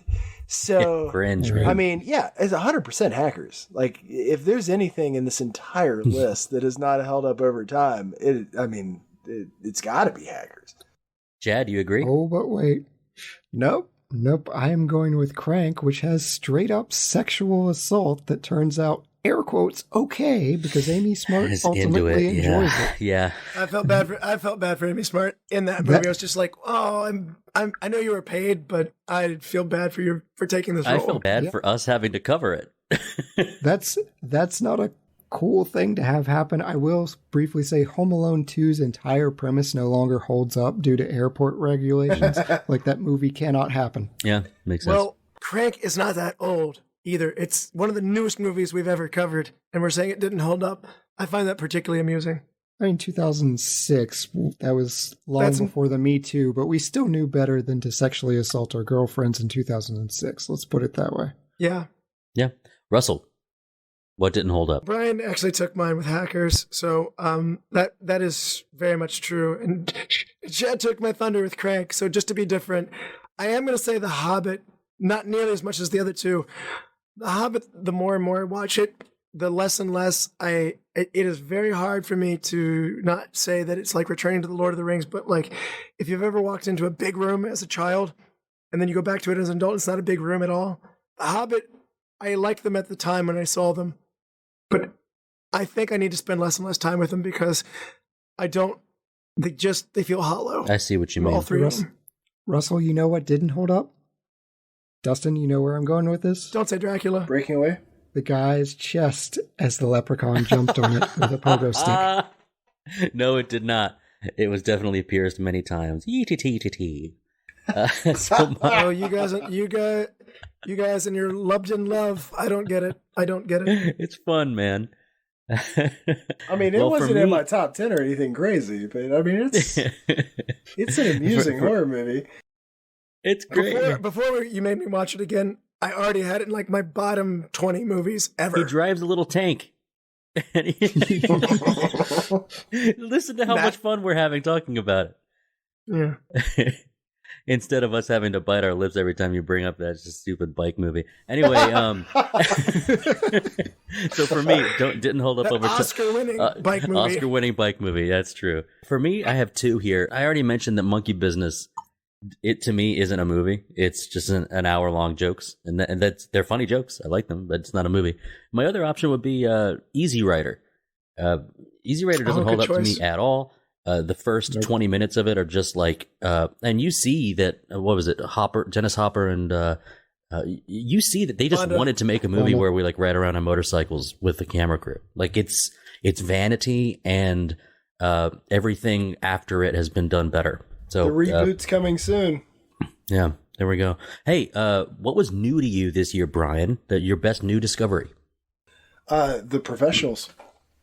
Like I can't, I can't put something in the top 5 and then not say like, all right, that was it. But yeah, I know I'm on an island here, but really enjoyed. I'll sneak in there. I'll sneak in there with my answer and say, yeah, I can't say my number one movie wasn't my best new discovery. So the shop around the corner for me. Chad, what about you? I mean, we've covered Shawshank to death, so I'm going to say The Conversation. Nothing about it seemed appealing at all, but I had such a great time watching it.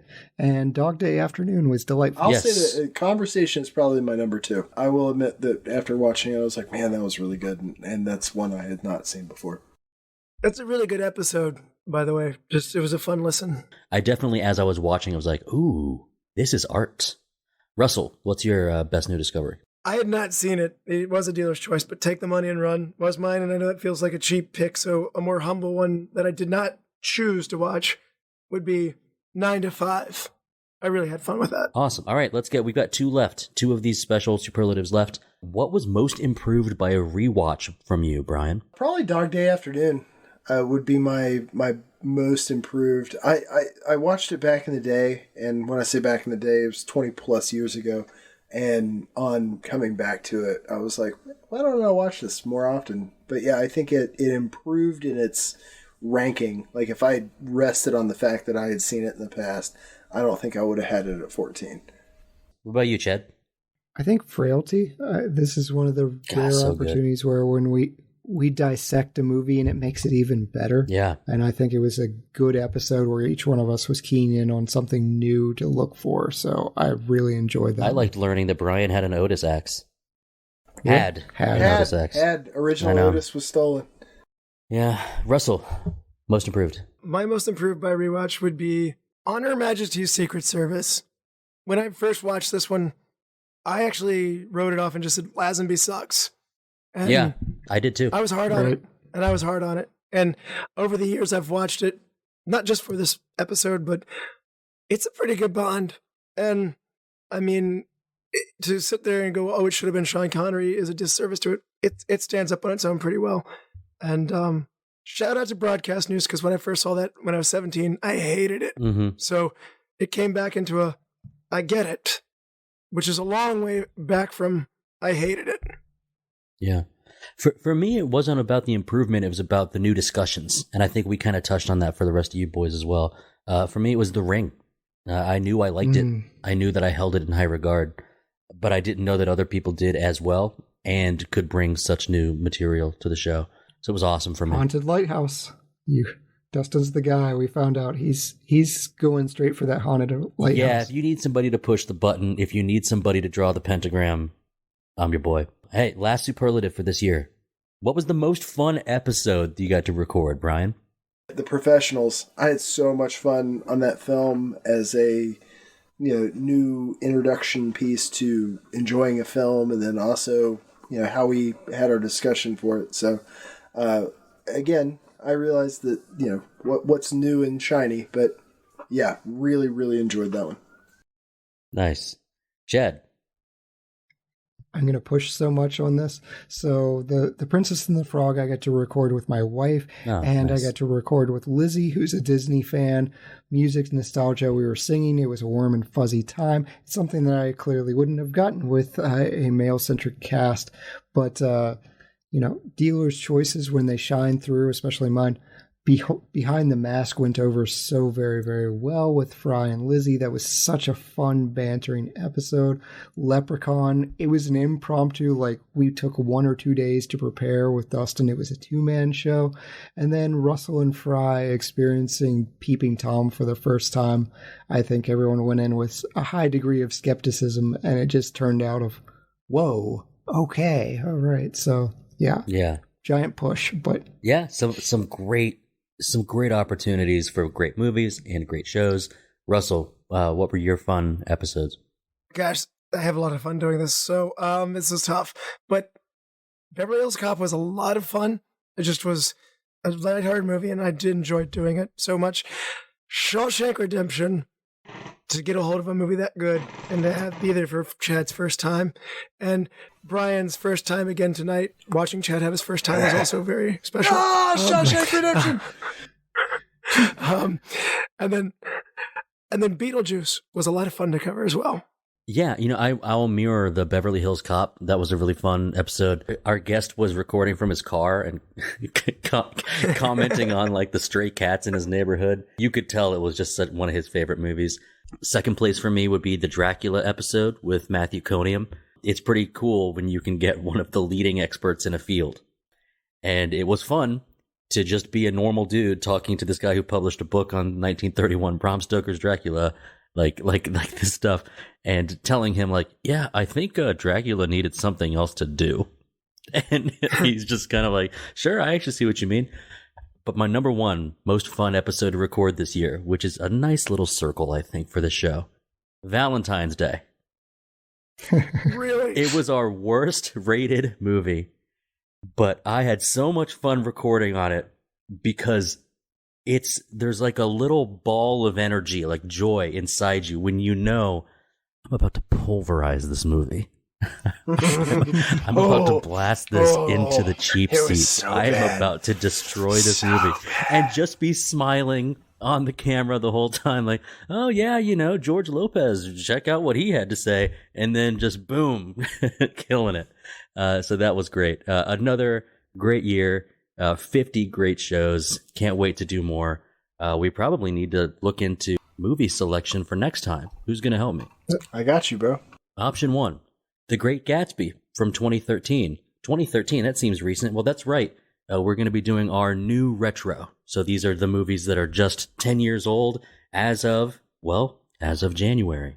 So, The Great Gatsby from 2013. A writer and Wall Street trader, Nick, finds himself drawn to the past and lifestyle of his millionaire neighbor, Jay Gatsby. Option number 2, The Secret Life of Walter Mitty from 2013. When both he and a colleague are about to lose their job, Walter takes action by embarking on an adventure more extraordinary than anything he ever imagined.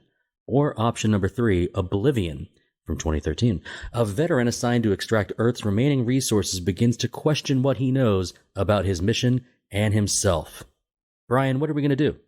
Well, I'm going to turn against the skid here because I am not on this episode, so I'm going to select The Secret Life of Walter Mitty for others to have to watch Ben Stiller instead of me.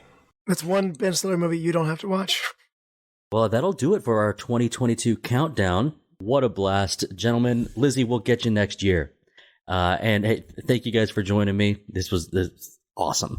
And remember, All you lords, ladies, and knights of the Retro Movie Roundtable, we invite you to reach out to us. We want to hear from you. Subscribe, rate, and review us on iTunes, Spotify, Stitcher, Google Play, or wherever you get your podcasts. Give us a like on Facebook. Follow us on Twitter at movie_retro. Email us at retromovieroundtable@yahoo.com. As always, thank you for listening. Be good to each other and watch more movies. Russell? Someday, and that day may never come, I'll call upon you to do a service for me.